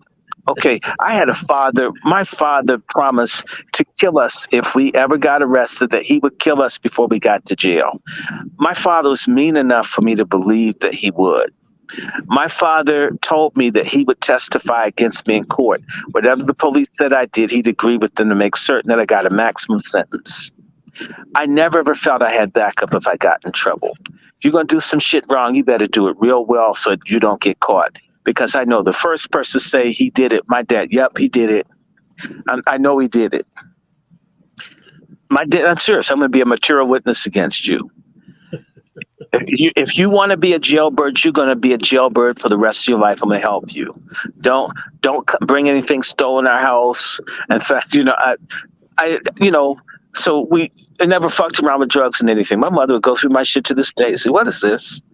I had some some oregano. The bitch thought it was weed. I've never smoked. I'm still paranoid. I didn't grow up with a family. They didn't tolerate shit. Don't bring any bastards, no drugs, no shit. We don't know you. If you do so, police come to our house. Yes, you did it. We'll stitch on you. A lot of us, carry a lot of bullshit. That's not the kind of family I came from. Oh my God, my dad would snitch. I mean, if people said something, I was ready to kick your ass because someone said without any evidence. I think he took that to an extreme. But I just always knew if you're going to do something wrong, don't be stupid. Don't steal in front of the security camera like that bitch with the alcohol in Columbus. Work at the liquor store and steal as an employee. Don't steal as a customer, dummy. One last thing. I was telling my students when I was teaching at Lane College, if you're going to go into sex work, be a madam, where you have enough money to pay bribes and own real estate, and you have like nude pictures of the chief of police and the detectives so don't fuck with you, versus direct sales and stilettos and fishnet stockings in the cold day. That shit's bad for your back. You'll get scoliosis and other problems. If you just have to sell pussy, do it wholesale. Be a madam. Don't do direct sales. It's stupid. It's like selling encyclopedias instead of being a publisher. And I told him, sisters, if you need, was out here telling people to be Heidi Fleiss. I told him, you're in college. If you're gonna sell pussy, do it in a major way that benefits you. I can't tell you to live for God. You don't want to hear about Jesus or holiness, the book of Romans. Okay, you are determined to live an immoral life. Then let me show you how to do it where you don't get screwed, where you're not going to get AIDS. If you must be a whore, let me show you. Anyway, anyway, I just said, damn it. So, brother, I never asked people. All of us have done shit. I just knew, don't get caught. You better do it real well. Oh my God! I never. A lot of us back up people in the wrong. Folk go out and do stupid shit, and the police kick their ass. They want to have a march. I know my parents wouldn't have shown up. Don't help them. Oh, that police didn't hit them hard enough. I would beat them twice as long. I mean, I would have never gotten any help. You guys never do dumb shit. You guys in the chat, make sure you like, share, subscribe. There's no reason why we've had a certain amount of people in the chat and the likes aren't matching up, but we understand that's how YouTube works. But make sure you hit the like button. Like it anyway. And if it's bothering you, well, that makes me want to talk another 2 hours if it's irking someone. A lot of our people need to get out of this idea that life is about making them happy. That's not really about. And in all actuality, this conversation, Dr. Short, it should make a lot of us feel uncomfortable because we don't sometimes understand how all this information is relative, how we're all living. Some of us think we believe in the American dream, cat, dog, house, picket fence, and everything's hunky-dory, but know that people are literally using your life and your family's life as chess pieces. Mm-hmm. No, as sex toys. Chess has too much respect. They use you as a suppository, a dildo, a Kotex, a condom. Something that's disposable, that's worthless, that's tainted.